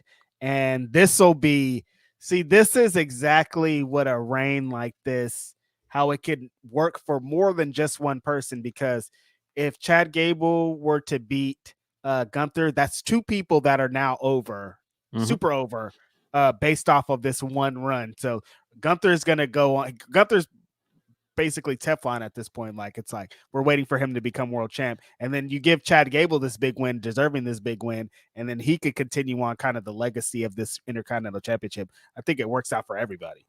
Yeah. And I could easily see Gable doing the open challenges and putting on great television matches. Right. That just makes too much sense with everything he's doing and the character stuff he's doing. It just makes a lot of sense. Right. But yeah, this lot going on this week. A lot of stuff to be celebrated. Big shout outs to Big Gunther, man. Enjoy your day. I'm sure you and Jenny are eating expensive food somewhere. He's having a great time. Hotel that looks beautiful. He's having a great time right now. Man. Shout out to Gunther, man. Yeah. All right, we're gonna get into a couple super chats before we hop on out of here. Will Chisholm says, "LA Knight is a true story to keep doing what's earning for you, and it will pay off if you believe." Yeah, just kind of LA Knight has been chugging along for a long time and kind of finally getting his due. So good for him. Cam Watson says, "Hey guys, love your content. Long time, first time. Reg, what's your problem with speedy rapping? I love the artistry of spitting clean, quick precision fire. What's wrong with that style of flow?" What's wrong with that style of flow is most people aren't doing what you described here. And that's the problem here. Most people are just rapping fast, but they ain't saying shit. I think one of the worst verses of all time is Busta Rhymes, "Look at Me Now," because people love that verse. They're like, when go, and get it. But he ain't saying a goddamn thing in this rap. It's just a bunch of fast words. Bunch of fast words. He says like 2 bars in these a million words that he's saying. So that's where I really get it. I love when people can do it right. We talked about Twista early, one of the greatest of all time. Bone Thugs. I listened to Bone Thugs my entire life. I love that style of rapping. But then Marshall came and started rapping fast on every single song and inspired all these other white boys to try to rap like that too. And that shit is god awful. Yeah. I mean, it depends on what you're looking for out of rap, I guess. Like, I think a lot of guys have made a career of not having the best lyrics, but having incredible delivery. And so it doesn't really bother me. If it's done well, and we're talking about Busta Rhymes in that case with that verse and why it's received the way it is, because it's Busta, and Busta's a legend. I hate that verse. Busta's incredible. I love Busta. He's on fucking Scenario, The Coming, and When Disaster Strikes. Incredible albums. But I hate that verse. Victory, man, a legend. Yeah. Will Chisholm says, "So guys, how quick did Cody call Punk and see how much money they can draw? Just seeing Cody overacting in Punk's promo would be sick." I don't know. I who knows, man? It's tempting to joke and say yes, but at this point with this guy who is very polarizing. You don't know who gets along with this guy or not. Exactly. So you don't know. Mm. I do like the prospect of a Cody and Punk feud, and that was one of the things I felt like we missed out with AEW. There's so many things that I feel Punk left on the table. We didn't get the second Bryan match in AEW, which I thought about the other day and like fell to my knees. I was like, Turned to a Jodeci video all of a sudden. yeah, it felt like Mox in the ring with that after he lost to Yano, and I was just like, no, why is this happening to us? We don't deserve this. No, hella funny. Christopher Dunn's being funny also. Christian needs to beat Nick Wayne, force him to sign adoption papers, and change his name to Nick Cage.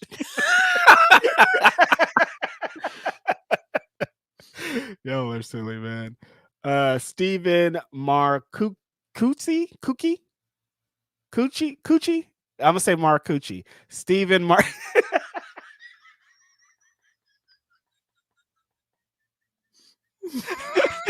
Tiffany versus Becky will be heat. Raghav says another week and another weird bloodline thing. Jimmy kept asking Jay to quit, not become Roman, and then goes back to Roman. Make it make sense. Yeah, what the hell's going on here? The guy just said, I did come back to join you, Roman, after he turned on him. And then this week he's like, I'm still in the bloodline. What do you mean? What? You said you didn't come to do this. Why are you doing What are you talking about? Yeah, nah, man. This bloodline stuff is just not really hitting the same for me, man. I just now they're just spinning the wheel. They're like, what'll work? Let's say that he was just kidding. Like, no, man. Why did you? Cam Watson says, to clarify, I look to rap to tell interesting stories that I normally wouldn't be familiar with. And quick rap challenges my attention and appreciation. Music is different to everyone, and that's okay. Yeah, Cam, no, I totally understand why people like quick rapping. And I think it's a skill. As a rapper, like I know how hard it is to do that. So I definitely understand. It's just not really something I'm bumping myself.